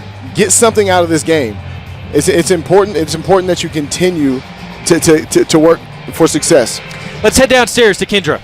Thanks, guys. Well, Coach, you told us before the game you just wanted to see some improvement from last week. You got to be happy with 49-0. Yeah, we're playing okay. We got the ball in the end zone there, and we gave up a couple third downs we shouldn't have there. So we've got to do a better job on that. Any chance of you guys milking the clock a little bit to give your defense a little bit of a break here in the second half? Yeah, we already made some substitutions there. We'll make some substitutions in the second half for sure. Thanks so much, Coach. Good luck in the second half. All right, thank you. Back to you guys. Well, of course, a coach is never satisfied, is he? Shea Fields showing he is dangerous as a deep threat. This Colorado Buffaloes offense rolling on all cylinders. They lead at 49-0.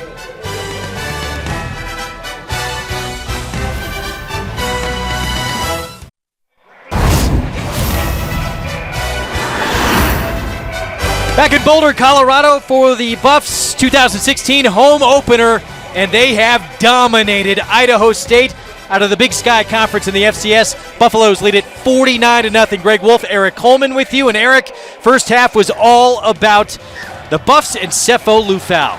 Sefo Lufau really set the tone, making great throws on the run, hitting hitting his receivers, doing a great job, running the football up the middle. They were hitting on all cylinders on offense. He threw it, he can run it as well, and the defense dominant for the Buffs also. Defensively, they were dominant. They were getting pressure on the quarterback, knocking passes down, causing all kinds of havoc for that Idaho State offense. And I'm sure, you hear from the coaching staff. We heard from Mike McIntyre before we went away for halftime, and he was upset at a couple of third downs that they let get away. And also probably, I think, in the meetings when they talked to the team, a couple of interceptions they should have had as well. First half stats, well, 410 total yards for the Buffaloes, 7 of 9 on third downs, and penalties really hurt Idaho State. Yeah, Colorado did a great job of finding mismatches in the secondary, causing a lot of pass interferences. Shea Fields was a receiver who drew 3 pass interference calls in the first half. Well, Buffs fans got to love what they see so far. They believe that the rise is real, and this is only giving more belief to their fans. Sefo Lufau, he may be done for the afternoon, I would think. 15 of 18, 204 yards passing. Eric, he also led the team in rushing in the first half with 54 yards on the ground. Yeah, Sefo showed the country what he can do. He can throw the ball, he can go through his reads, and when everyone's covered up, he can run and get you some big gains on offense. Tony Joel Meese, talented freshman who plays on both sides of the ball, obviously on special teams as well. One of the 2 back to receive, but they have high expectations for number 8 going forward here in Boulder. Short kick, maybe trying to keep it out of his hands, and here's our first look at Joel Meese, and still on his feet. Flags fly, but a little taste of what he can do. Yeah, very athletic player, can play both offense and defense. He's one of those guys that you recruit to be an athlete, and you try to find a way to get him the ball, to put him in the best position to help your team. 25-yard return. We'll see what the penalty was. I'd walk up to these guys and go, does it work? Number 38 of the receiving team during the return. 10-yard penalty, first down. Michael Mothershed, our referee here with our Pac-12 officials, the crew here this afternoon. And that'll back up Colorado. So 49-0.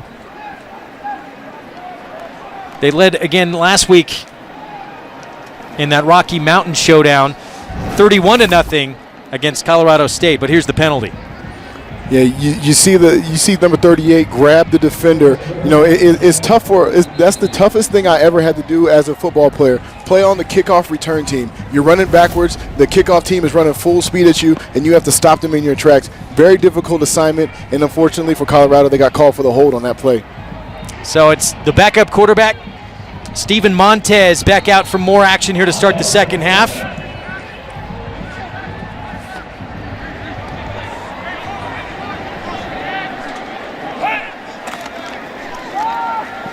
And Montez will throw on first down, looking for Johnny Huntley. Huntley, another freshman out of Plantation, Florida. He and Joel Meese, part of Florida recruiting that they haven't seen here in a long time. First Florida recruits to come here since 2010 to Boulder. Yeah, it's important for you to be able to recruit nationally, and I think what Colorado's done with the facilities and having success on the football field is adding to to where they can recruit. Montez showing that he can use his feet as well, and Montez has a first down. So Steven Montez, he had the 79-yard touchdown throw to late in the second quarter, I should say. Now he picks up 14 running. Yeah, he runs the read option, sees Micah Breland go down to the running back, so he keeps the ball, runs up the field for another first down. Philip Lindsay dives forward, and he won't get much. Hayden Stout, one of a couple there on the stop for Idaho State.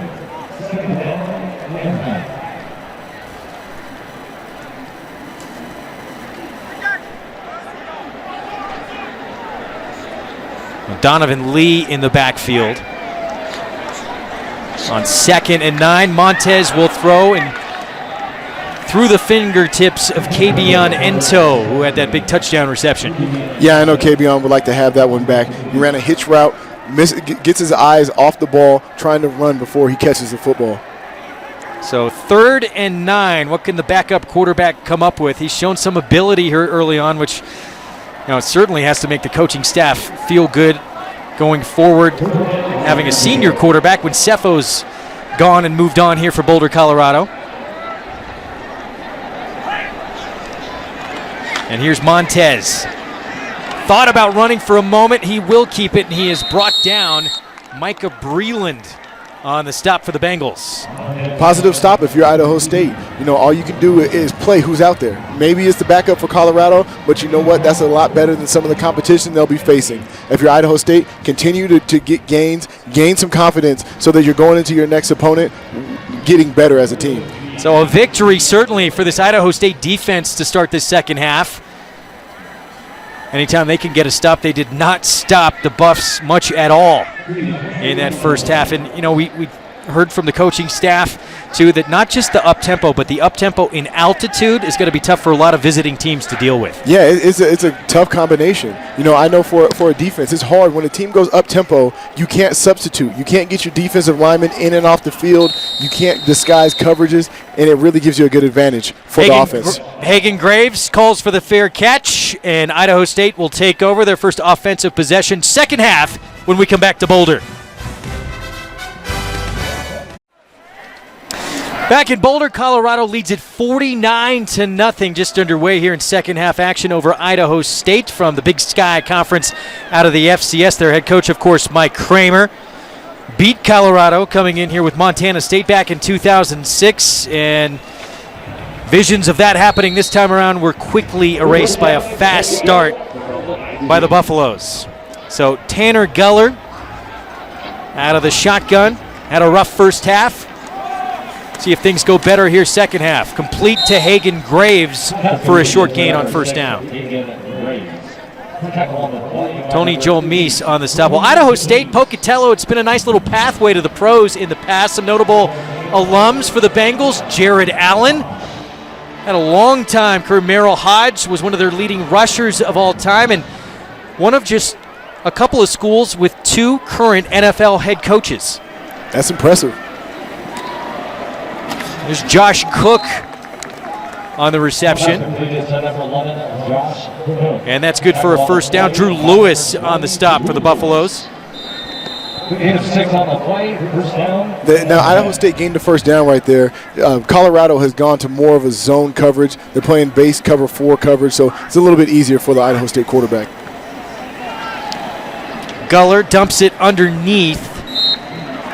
And that's complete for a short gain. Again, it's Josh Cook on the reception. Josh Cook, interesting story, went to Modern Day High School in Santa Ana, that powerhouse high school, and as Coach Mike Kramer said, he was one of just 2 players, I think in the last 20 years, to earn letters in basketball and football there.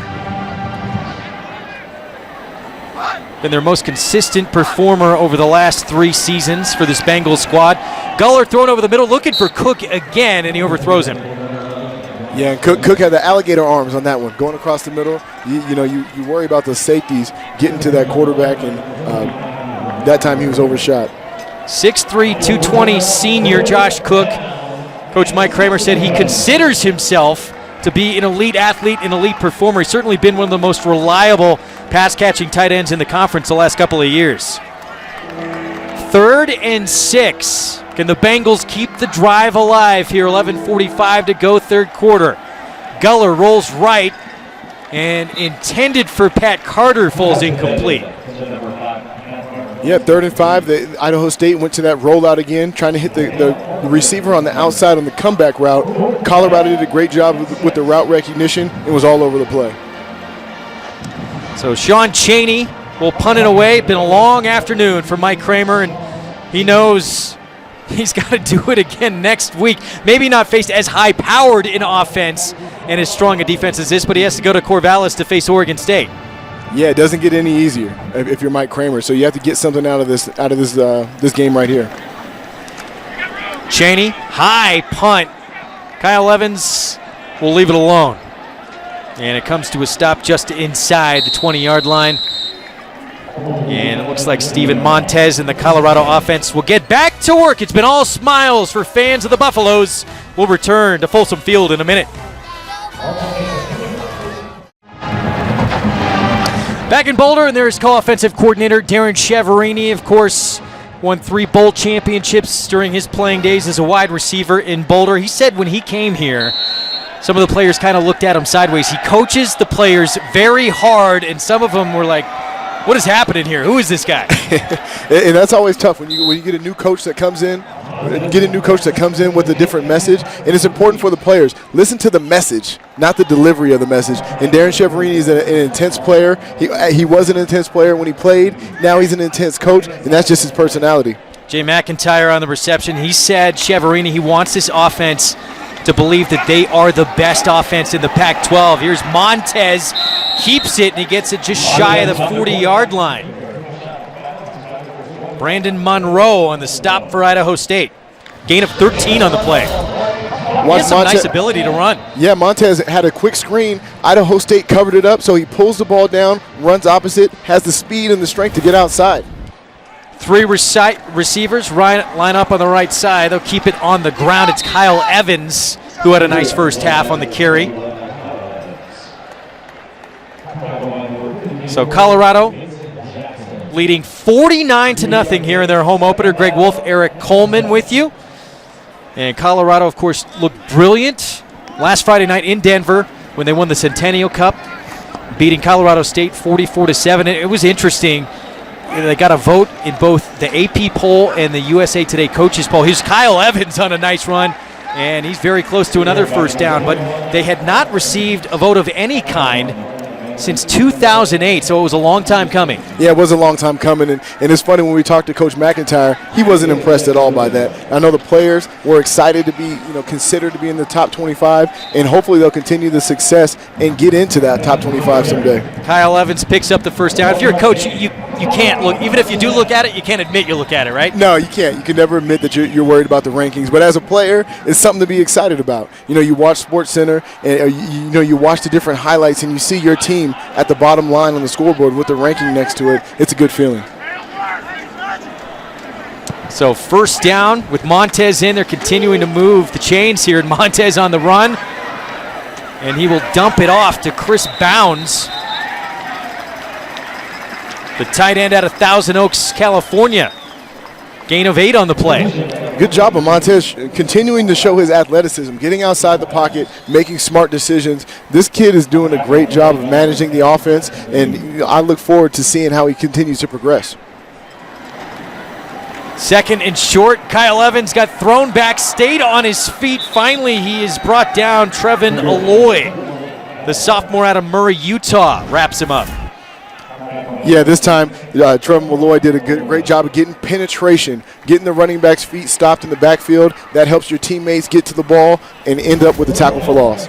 Loss of 5 yards on the play, but two of the bigs for Idaho State couldn't get their hands on Evans. No, they couldn't. He's small. He's tough to get a hold of, and that's why he has the success that he's had at the running back position. So 3rd and 6, Montez flushed out of the pocket, and he'll just have to throw it away. Pressure was coming from Micah Breland, the redshirt junior from Washington. And that was a smart decision by Montez. The pass wasn't there. Don't force it. Get out, throw the ball down, get through the down, punt the ball, and let your defense go out there and do what they've been doing the entire game, which is get the ball back to you. So this second unit showing Mike McIntyre, and there's Darren Cheverini, that they still have a little bit of work to do to be in rhythm. Alex Kinney will punt it away. And that will go into the back of the end zone. Darren Cheverini said he started to get real emotional last week in his return to Colorado. His team's up 49-0.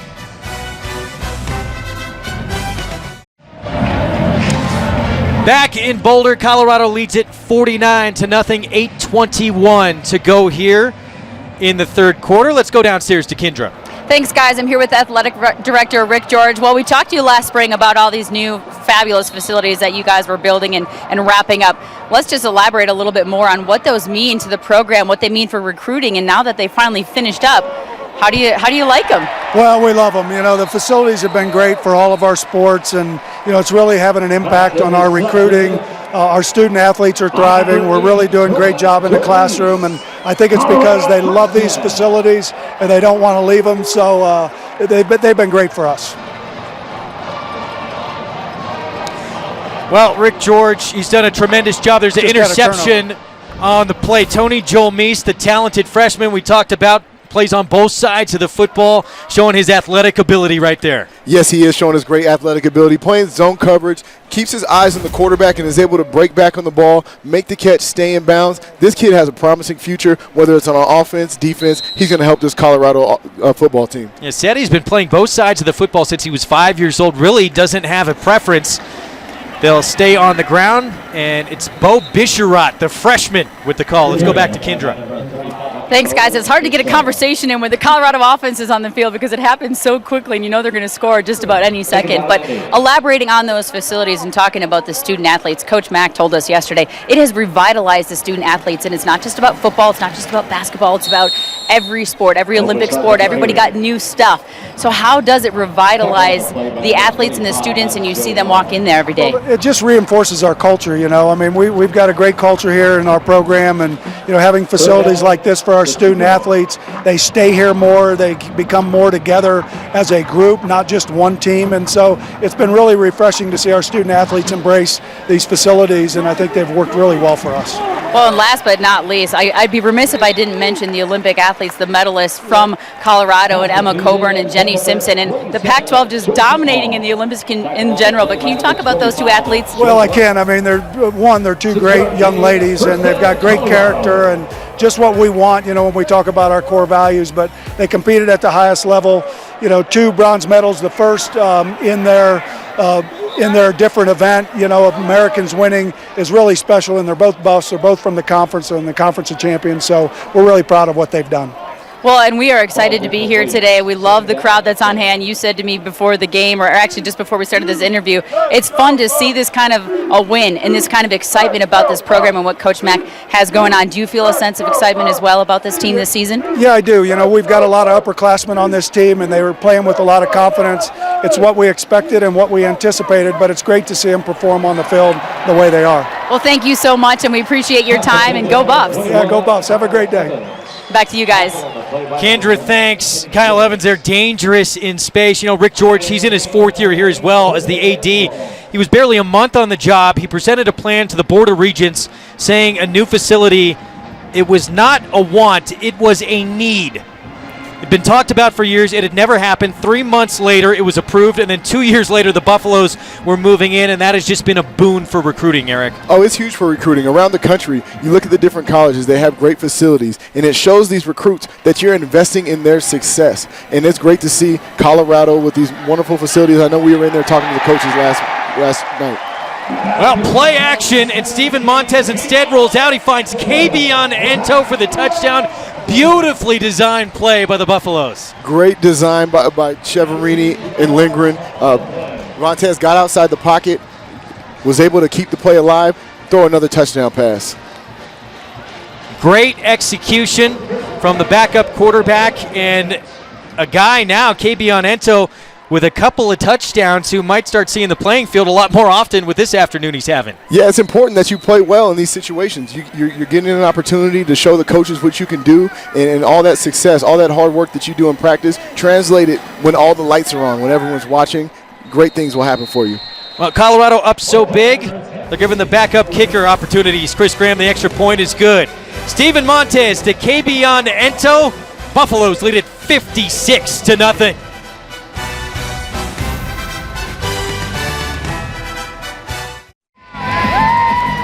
Back in Boulder, Colorado leads it 56-0. Mike McIntyre wanted to make sure his team would not look past his visiting team from the FCS with Michigan and Oregon. A couple of road trips coming up the next 2 weeks. Safe to say they have not. They have not looked past them. They did a great job of executing the game plan, and they've continued to play hard. Kick away, it's Ja'Cory Ford. And Ford stopped short of the 20-yard line. Let's check in with Kendra downstairs. Hey, thanks, guys. Well, we talked to defensive coordinator Jim Leavitt yesterday, and he's a straight shooter. He's pretty much old school, but the one thing he told us about this defense, look, they got to win as a team. They're a talented group. They're an athletic bunch, but they need to win as a team. They're not good enough on offense individually, defense, or special teams. They have to find a way to play well together, play for each other every single day, every play, and never give up. And I just loved talking to him. I mean, guys, was he old school or what? I don't even know if he wanted to be in there talking to us. He just wanted to get out and get home. Yeah, Kendra, no, he didn't want to talk to us at all. He is all old school football coach, but it was fun getting a little bit of a chance to talk to him. Of course, part of those 49ers teams with Jim Harbaugh that won 2 NFC championships. Yeah, Coach Leavitt has had a lot of success at the NFL level, and he's a straight shooter. You know, a guy who is a no-nonsense coach, and his players really buy into the way he delivers his message. He can relate to players on a different level, and they've reacted very well to his theories on defense. Should say won 2 NFC West titles and then an NFC championship. Went to a Super Bowl, of course, as well, but they lost to the Ravens. But yeah, Leavitt, he absolutely is old school. His flags fly. And he's done a great job with his defense. They went from 10th to 7th in his first year in total defense. Yeah, and he's quick to let you know. They still have a long way to go. They still have a lot of work to do. They have to progress as a team, get faster as a team, and to be at the level that he sees them playing at. Well, they were the 5th most improved unit in the nation last year in points allowed. They went from 39 points in 2014 to giving up just 27.5 last year, and really thinking they can get even better than that big time this year. Here's Guller on second down looking for Ja'Cory Ford, incomplete. Well, they're hoping for big things, Idaho State, from Ja'Cory Ford this year. His senior year, he is a speedster that's liable to break it on any given play. The baton has been passed from Xavier Finney, the school's all-time leading rusher, to him, and he says, I'm ready. I've been waiting since the day that I got here, and certainly when they get back playing against teams they're more accustomed to seeing, he's going to have a lot of success. So 3rd and 10. Guller, that one tipped, and a great job by Drew Lewis. Now, this team with Leavitt kind of worked on trying to tip a lot of passes in practice in preparation for an offense that they knew got rid of it so fast. Yeah, and that's a great job by Lewis right there, knowing that he's not going to get to the passer, he's not going to get to the quarterback, so let me read his eyes and see where he's throwing the ball, if I can get a beat on it to help out my fellow defenders who's outside covering. So it's Kyle Evans back to receive the punt. Evans back to receive for the Buffaloes.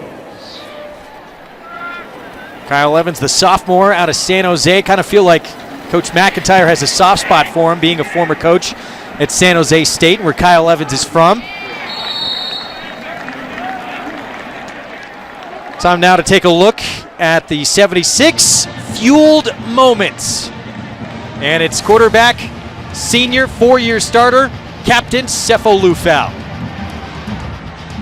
He can do more than just throw it. He is dangerous with his legs as well. Yeah, the ultimate dual threat. He can throw the ball down the field, as you've seen today. And also, when his receivers are covered, he can pull the ball down and get you a lot of yards. He's leading the team in rushing today, and he's just an overall great player.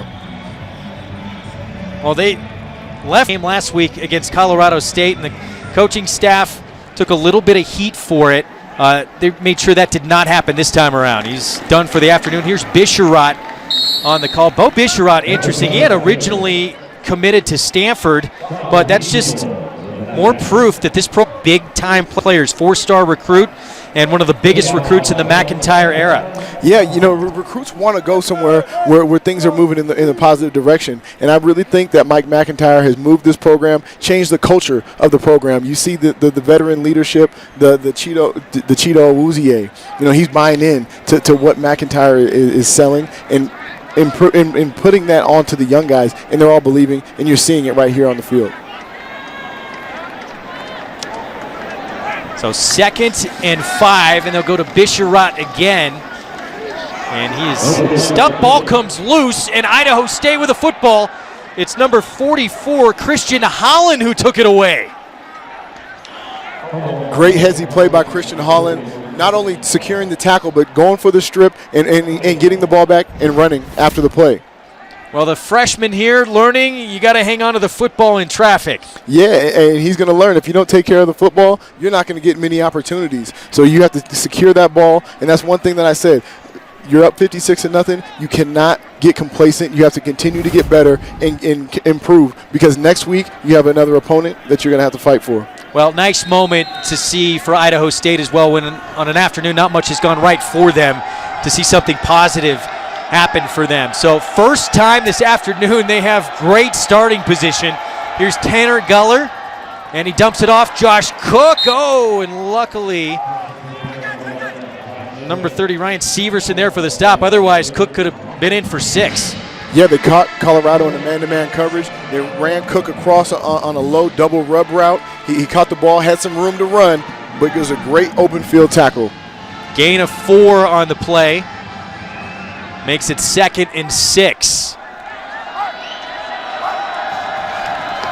Here's Guller. Gets it out of his hands quick to Hagen Graves. Graves wrapped up by the freshman Tony Joel Meeson. He'll get flagged for that takedown. He flipped him over his body on a karate takedown. That was a suplex by Joe Meese. He showed he had a lot of strength, but again, he's a young player. You have to be smarter when you're making these decisions. The runner was clearly out of bounds. After you the play, can't hurt your team. Personal foul, unnecessary roughness, number 8 of the defense. Half the distance to the goal line, first down. Again, he has the tackle secured, the runner's out of bounds, and he continues to slam him to the ground. That's a suplex. That's a wrestling move, and I don't think that's looked up upon in the game of football. Especially since he was out of bounds already. Wow. So first time Idaho State has been in Colorado territory. Now they're knocking on the doorstep to get into the end zone. 1st and goal. Guller lofts it up, and in and out of the hands of Mitch Guller, his older brother, who was drafted by the Phillies. We have a flag on the field. He played 4 years in the Philadelphia Phillies organization and was just released in May. But Coach Kramer said, great to get a professional athlete in our program. Holding, number 26, defense. Half the distance to the goal line. That's an automatic first down. So it's Isaiah Oliver, the number 1. And believe it or not, that's a smart play by Isaiah Oliver. He got hit with a slant and go, a double move. He was beat, and it's better to give up a penalty than to give up a touchdown. So fresh set of downs.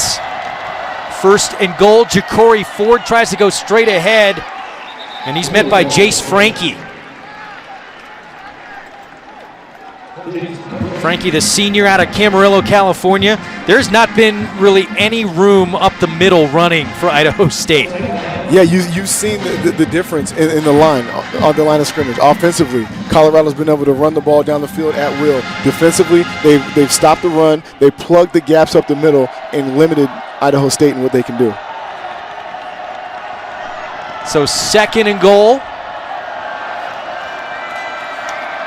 And Guller, he gets it to his brother Mitch at about the 2-yard line. Yep, Mitch Guller, so he had been released in May. Tanner went to go visit him, and he talked to Coach Mike Kramer, said, Coach, if I can convince him to come to Idaho State, would you have a spot for him? Surprised his brother. Coach said yes, went out to drive back home on the East Coast with his brother Mitch and said, if you want to come play at Idaho State, be a wide receiver for me, we got room for you.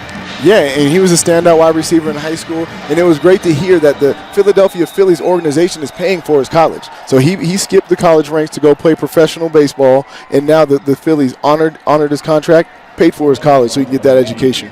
Yeah, real nice story. So the brother duo combination hooking up there on the reception. It is 3rd down. There's no foul on the play. Colorado called a timeout. It's a 60-second timeout. So Jim Levitt trying to get his signals cleared up here to see if the Buffs defense can make a stand on 3rd and goal. Yeah, here's you see what the defense is made of when you get into the red zone. You can be a bend, but don't break defense. Coming off a turnover, you always want to limit what the offense does, try to hold them to a field goal and get off the field. Now, Jim Levitt, of course, he was a member of Bill Snyder's staffs at K-State long time ago, and he said we didn't have the best talent a lot of the times, but because our defense would play together and as a unit and as a team, we were able to beat a lot of teams that had a lot more talent than they did. Exactly, and that's why it's great to see this team buy in. Everyone has bought in to Mike McIntyre's message. They're working hard, they're fighting together, and it goes back to those nice facilities. Everyone wants to be here. You want to stay in Colorado and work out in the offseason when it's the summertime when most students are going home. You create a culture that players want to be here. Here's Ja'Cory Ford, tries to get to the outside with that speed and showing his quickness. Ja'Cory Ford in for the touchdown. That is going to make Mike Kramer happy. You see Jim Levitt not too happy. His defense unable to make the stop here, but Ford some good speed to get outside. Yeah, Ja'Cory Ford saw that there was nothing up the middle, bounced it out, shows his speed and athleticism, gets outside to the pylon for the touchdown. Now, we talked earlier in the show about how hard-nosed and old-school Jim Levitt is, so he's not going to be happy about the shutout coming off the board. He's not going to be happy, and those seniors, those veterans on the team are not going to be happy. A defense takes a lot of pride in shutting the team out, and they were looking forward to the shutout. Zach Johnson, extra point is good, and a demoralized Jim Levitt right there. He's going to have plenty to say during his defense, next week. Here's a look at the AP Top 10 standings and what they did. Alabama beat Western Kentucky 38-10. Clemson, wow, in a tougher than expected performance against Troy. Yeah, that's why you can't take anyone lightly. You're a top 10 team. You're playing a lower opponent in Troy, and they brought the fight to them. And Georgia survives Nichols 26-24. Of course, this Colorado team is going to take on number 5 Michigan next week in Ann Arbor. Michigan handled Central Florida 51-14. Yeah, I'm looking forward to seeing that matchup. Michigan's a team that's hitting on all cylinders. Offensively, they're playing well. They're hitting the deep ball. They're running the football, just like Colorado. You look at Colorado right now, they're playing great football. They may not have been playing the best opponents, but they can only control what they do. And what they're doing right now is playing efficient football, and that leads to success in the future. Don't forget number 24, Oregon, taking on Virginia later tonight in Pac-12 action. Oregon will be the Pac-12 conference opener for Colorado in 2 weeks at Autzen Stadium. Joel Meese fumbles it in the end zone, and he'll take a knee. So Idaho State on the board, and a little something positive to take home with them on the trip back to Pocatello, Idaho. Yeah, it's great to see. the enthusiasm on their sideline. When Ja'Cory Ford ran that touchdown in, you would have thought the game was tied, and he had the game-winning touchdown. But it's great to see the passion for these players. You can't get down on yourself. You have to continue to fight, continue to get better, because at the end of the day, you have 9 or 10 more games left in the season. This is only one game. There's Mike Kramer, always coaching. Been the Big Sky Conference Coach of the Year at 3 different schools in the same conference. Pretty incredible what he has accomplished. So it's Steven Montez out of the shotgun. And Kyle Evans, he is elusive. Nice run on first down. Yeah, it's great to see Kyle Evans. Every time he gets the ball, he's trying to get to that goal line, and he's hungry, and that's why he's been rewarded with the scholarship, and he's getting rewarded with carries out here on the field. Gain of 6 on the play. Mike McIntyre said, especially to his seniors, he said, look, if there's no conflict, there's no success. You have to go through a lot to be successful. This team, they have had their shares of certainly downs, but ups and downs over the last few years. Not many wins, but he said because of that, we're stronger as a unit. Now he has a lot of veteran leadership on this team. Yeah, iron sharpens iron. And these guys have been through a lot of adversity, and they're continuing to fight. And that's why when they had the success earlier against Colorado State, they came into this game not taking them lightly, and they're continuing to get better. Another nice run from Kyle Evans. He picks up 8 and a first down, stopped by Adkin Aguirre, who, if he had not made that stop, Evans might have been gone. Well, Kyle Evans, this sophomore, who just earned, we mentioned earlier in the show, a scholarship a few weeks ago, giving his deep backfield even more depth. Yeah, in the long Pac-10, Pac-12 season, there's a lot of tough opponents. You need 2 or 3 backs to get you through the season and to be effective on offense. So 1st and 10, final 25 seconds here of the third quarter, and they're going to continue to work Evans, who gets the call up the middle. Gain of 6 on the play. That should do it for this third quarter, although with this up-tempo offense, you never know, but that will do it. So the clock will run down, and Colorado leading Idaho State 56-7 as the third quarter comes to a close. We'll be back with the fourth quarter from Folsom Field right after this.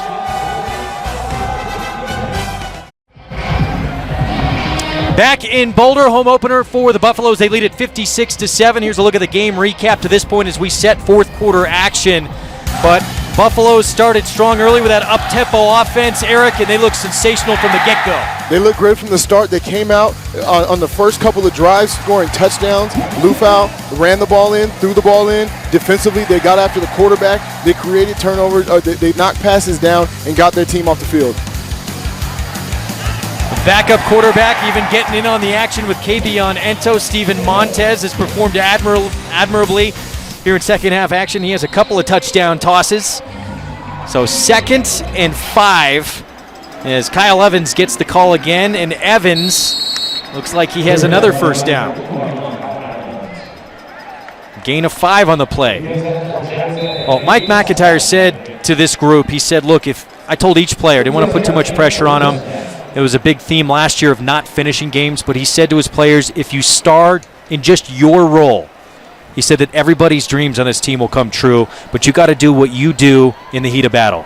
And that's very important on a football team. Everyone has a different role. Your role may not be to throw touchdowns every play. Your role may be just to block. Your role may be to take up blocks for other guys to make tackles. But if you embrace your role, then ultimately that team has a lot of success. Finally starting to what he believes is turn the corner here. It certainly seems like it with the most talented team he has had. It is Kyle Evans getting the call again, getting rewarded here with a lot of playing time. Evans' career high 14 carries this afternoon. So 2nd and 3 for this backup unit on a day that has been all Colorado as they get set for back-to-back just brutal weeks. And really, from here on out, it's tough for the Buffaloes. It's tough. They go to Michigan next week, then they get into Pac-12 play. And during Pac-12 play, you never have a week off.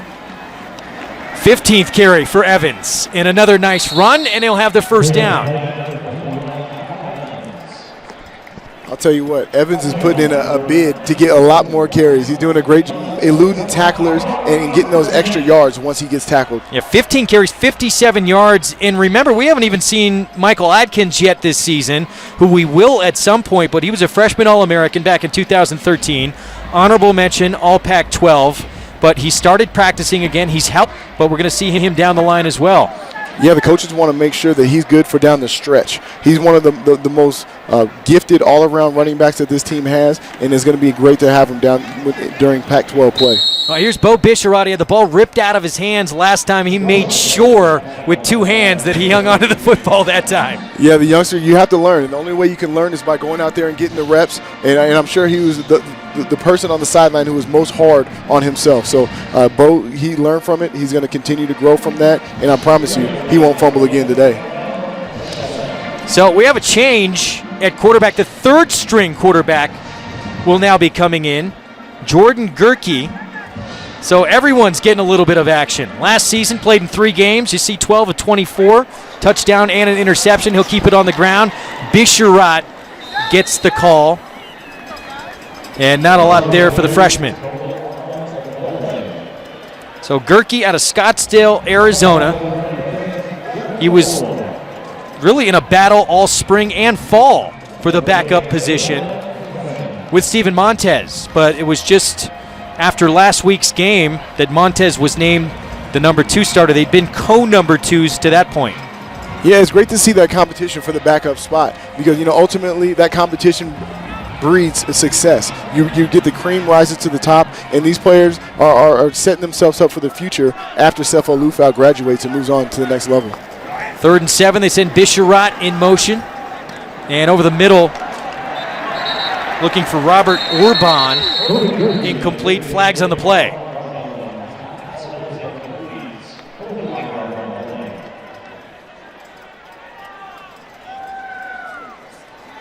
Pass interference, number 40 defense. That's an automatic first down at the spot of the foul.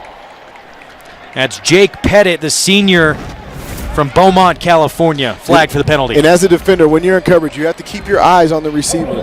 He put his eyes back to the quarterback, lost sight of the tight end, so he grabbed him to gain the advantage and got called for the flag.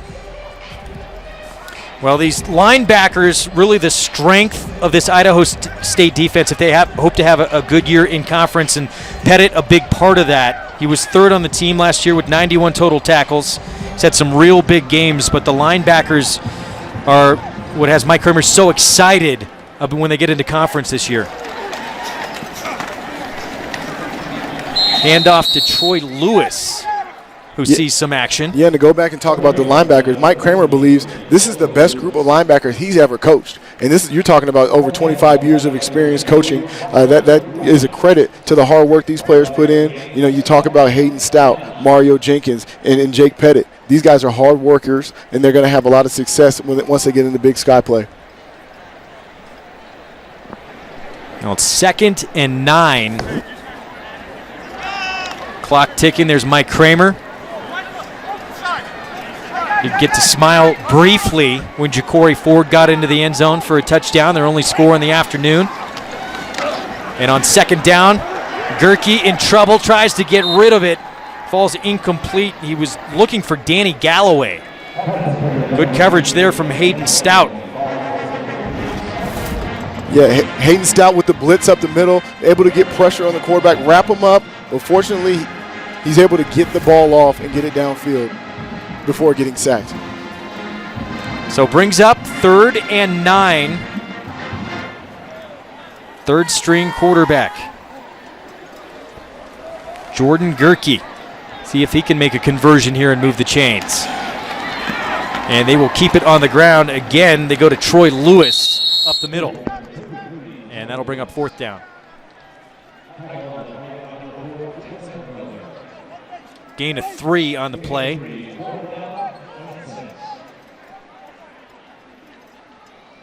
So here comes Chris Graham.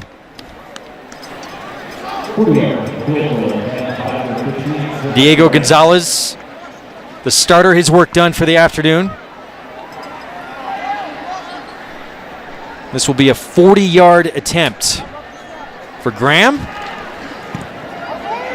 Kick is up and it hits the crossbar. No good. That's not easy to do. No, that's it. So Chris Graham, no good on the 40-yard attempt. Idaho State's defense makes a stand. We'll be back.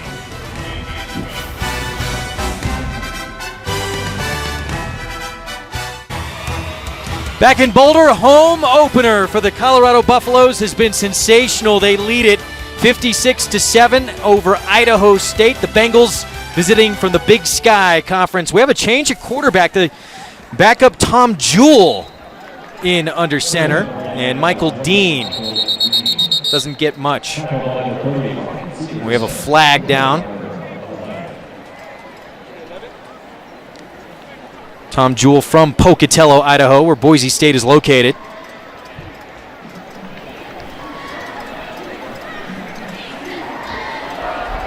Holding, number 81 offense, 10-yard penalty, still first down. So that's against Jordan White. Looks like Tanner Guller's day is over. Finishes 18-35 for just 59 yards after he was sensational against, albeit a Division II school in Simon Fraser, when he set a career high with 338 yards through the air.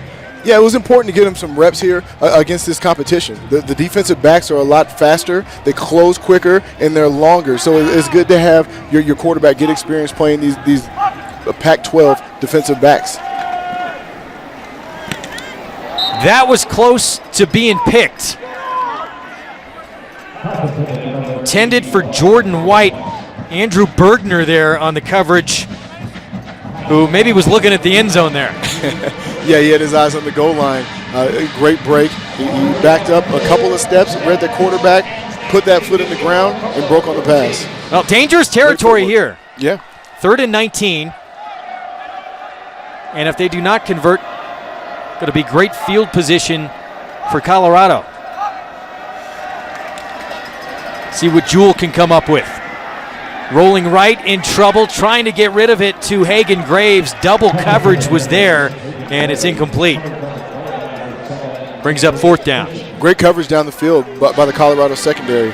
They knew that it was 2nd and 19, so you don't bite off anything in front of you. Usually you back up to the sticks and wait for the receivers to come to you, and that's what they did. Bought the defensive line some time to flush the quarterback out of the pocket. Now you have 3rd down.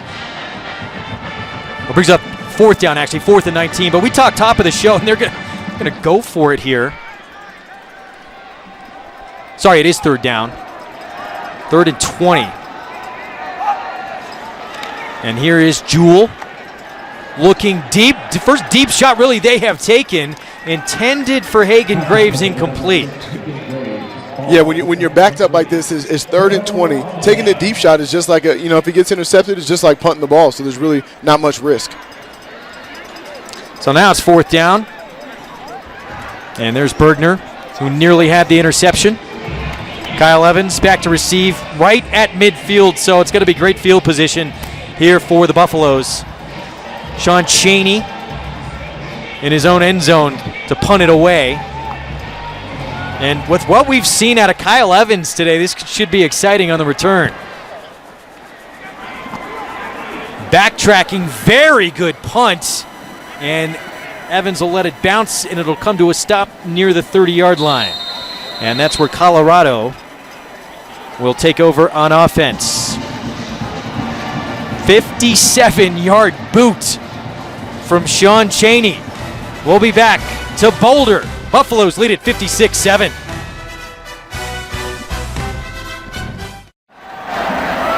Back at Folsom Field, Colorado leads Idaho State 56-7. These Buff believers, they believe this could be a special season where they finally turn things around and get back on track to their once proud tradition. There's Bo Bisharat, the freshman, on the carry, and there's not much space there at all. Let's check in with Kendra. Thanks, Guy. Well, speaking of that proud tradition, Coach McIntyre had lots of good quotes for us yesterday, and one of the quotes that I wrote down was, "No conflict, no story," basically talking about the journey. He's in his 4th season as head coach of this program. He knew there'd be some bumps along the way. You're trying to convince a group of young men of your system, of your style, of what you're doing is the right thing. He came here as a head coach. He had 3 weeks. In 3 weeks, he signed 23 of those guys. 19 of those guys are still here and on this roster. He also said, well-managed failure becomes success. So, you know, college football coaches, guys, they have all sorts of phrases and quotes, some things that are more inspirational than others, but Coach Mack was full of them yesterday. Kendra, thanks. It was the freshman Bisharat on the carry again. Yeah, he is a great motivator, and good to see that AD Rick George is giving him some time to try and turn this thing around, and it finally feels like this season, this is the year that they turn it around. Yeah, Coach McIntyre has really changed the culture of this Colorado football team. They were down in the dumps when he got here, and he has a great coaching pedigree. His father was a coach. He coached under Bill Parcells, and he coached myself with the New York Jets, so he's been around some pretty good company. Well, one of the goals he set for his team, he said you got to be Pac-12 champions off the field and on, and in that order. They try to get it to Bisharat, and he can't hang on to it. But he said if you can't do that, you're not going to be able to reach your goals. Yeah, you have to take care of the academics. You have to be an upright citizen out there on the field, knowing that all eyes are on you when you're off the field, and then you have to handle your business here in the weight room and on the football field. So all around, you have to be good men, and that's the kind of guys that he recruits. So Jordan Gerke incomplete in the shades.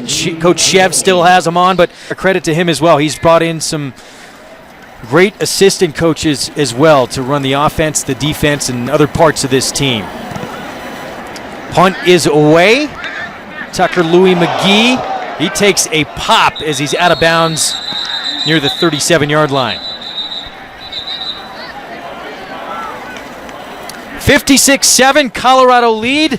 Coach McIntyre, looks like his Buffaloes are going to move to 2-0 in the season.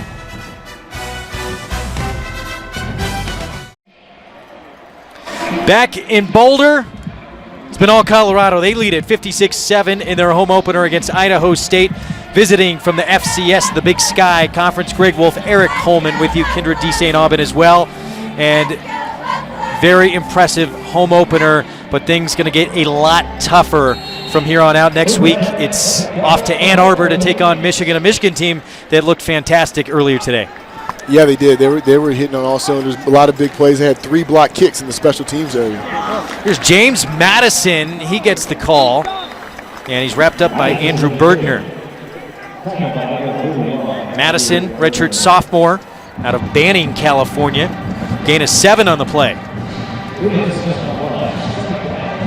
Bergner, he joined the team as a walk-on last year from Parker, Colorado. Made the stop. So 2nd and 4, Jewell complete to Trey Pilster, who actually saw some time as a quarterback last season. Gain of just 1 on the play. And that right there, that was great to see by the Colorado defense. You saw about 7 hats around the ball when they got the ball tackled. This team is still playing hard. They still have fight, and they're continuing to strive for greatness.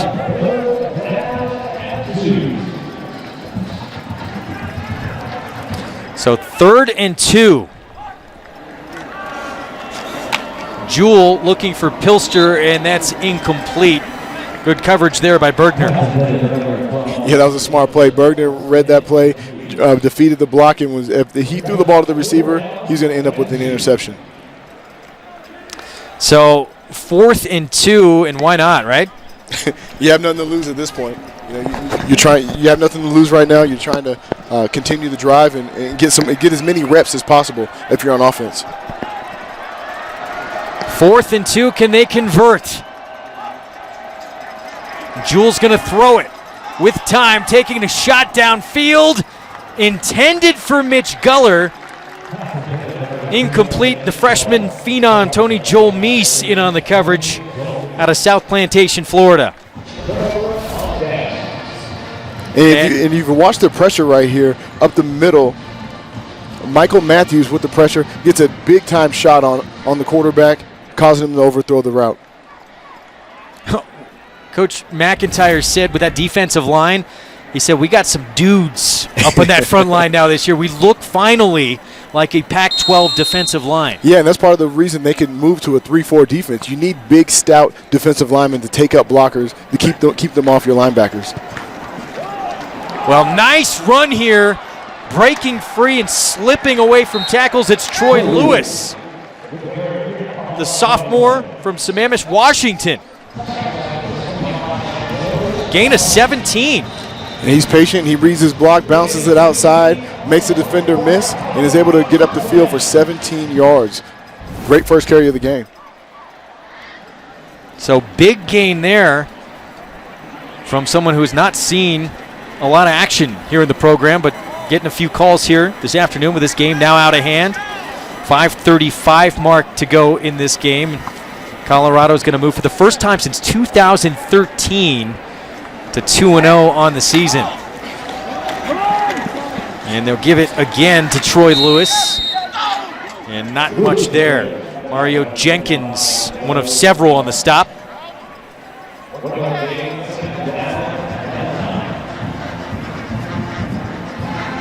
Well, we talked about that backfield for Colorado. They have a lot of depth back there. Philip Lindsay, 7 carries for 30 yards. Sefo Lufau ran for 54. Kyle Evans for 52. Donovan Lee got in on the act.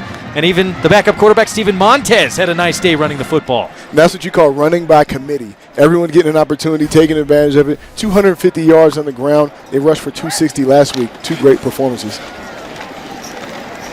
And it's Lewis again on the carry. Yeah, Montez really impressed me with how fleet of foot he is. Yeah, Montez did a great job. He came in, he managed the offense, made some big throws, was able to get out of the pocket, make throws on the run. He really showed a lot of progress. In fact, in the spring, he won the award for most improved offensive back throughout the spring. So this player is eager to learn, trying to replace Sefo next year after he leaves for the NFL. Yeah, Sefo worked so hard, so tirelessly to get back. And there's the backup, Steven Montez, number 12, did a great job taking over when Sefau's afternoon was done. Gerke gonna throw. It's Johnny Huntley, the freshman, the other freshman out of Florida, on the reception and a first down near the 10-yard line.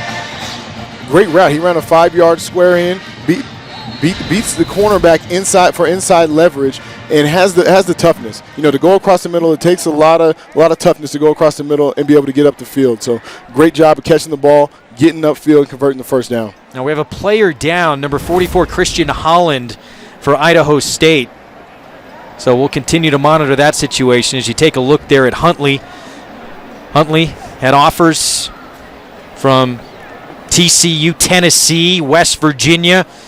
Wound up choosing to come here to Boulder as they still tend to Christian Holland. Other action today around the Pac-12. Washington had no problem with the University of Idaho. They won 59-14. Jake Browning, 294 yards through the air and 5 touchdowns, a career high. Meanwhile, USC, we thought they would get back on track against Utah State, and they did in a big way, winning 45-7, and Max Brown looking very efficient. Yeah, it's great to see USC bounce back after that disheartening loss to Alabama to open up the season. So, you know, let's hope that USC gets back to the form that they were last season. So 1st and 10, 3:46 to go in this ball game. And the third-string quarterback for Colorado, Jordan Gerke, from the shotgun. They're going to continue to eat clock and keep handing off. It's Troy Lewis again, gets the call. You know, that game last week against Colorado State, they were up so huge, but they sort of kept going with tempo. And we talked to Jim Levitt, the defensive coordinators. You see Mike McIntyre there. He said, at some point, are we going to start eating a little clock here?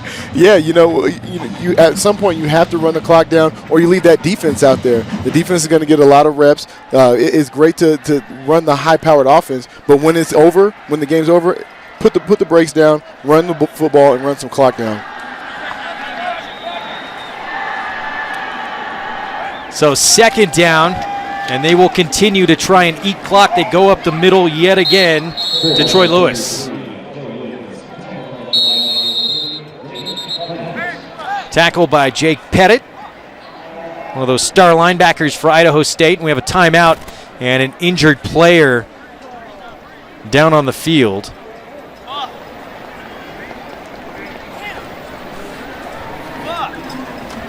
Try and find out who that is being tended to. Saw Christian Holland a couple of plays ago, was hurt and down momentarily. Well, that's the thing that you want to avoid, obviously, at this point for both sides. Game is obviously out of hand. Final couple of minutes here. Avoid injuries for both teams going forward here late in the game. Yeah, with the lead like this, there's not going to be a chance for Idaho State to win. So you want to get out healthy so you live to see another down. This is just only one game of a long season. You would like to get everyone healthy, and let's hope that this player is okay.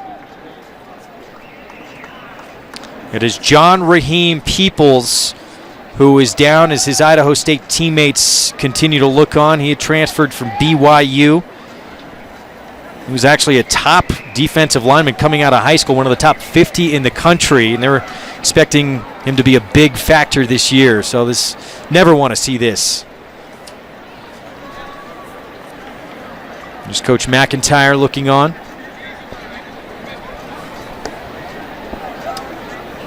And Mike Kramer, he's had injuries all over to this football team. We talked about the offensive line. They're missing 3 starters. One of their top defensive linemen for this year also out as well. And now potentially another injury to someone on that defensive line.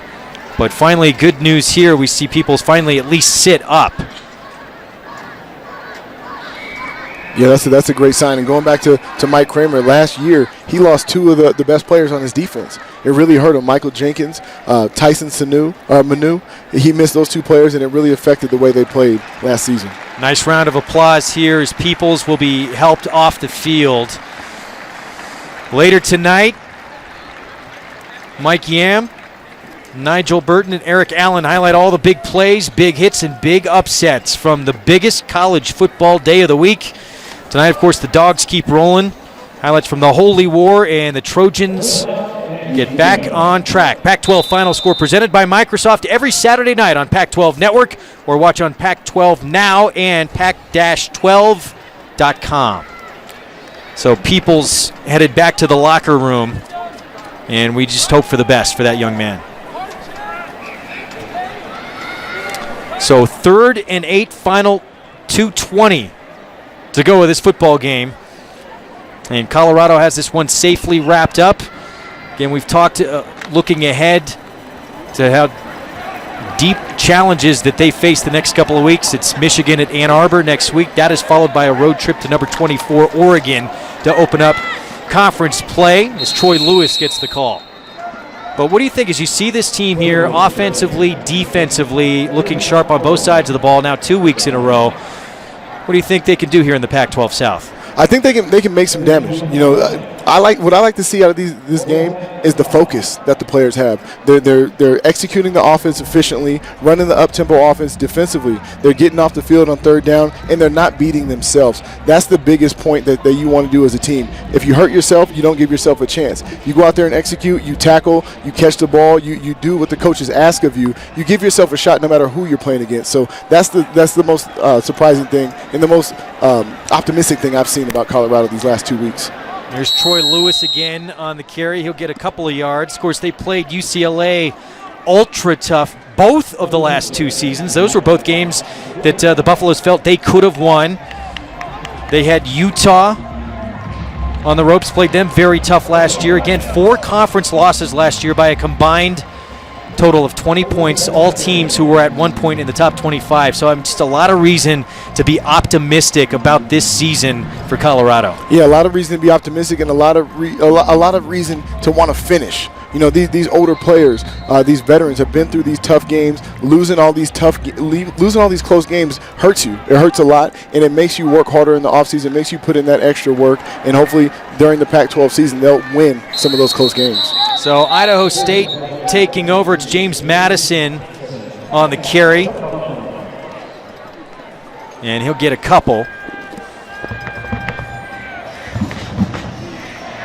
Final minute of this football game. So Colorado off to a sensational start.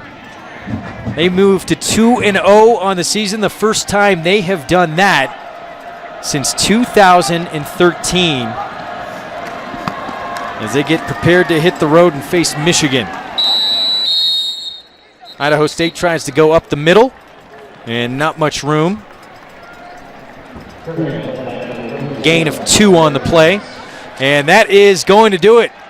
Head coach Mike McIntyre's Colorado Buffaloes successful in their home opener, and they put on a show for the home crowd. There he shakes hands with Mike Kramer. Of course, Mike Kramer has to head to Corvallis, take on Oregon State next week.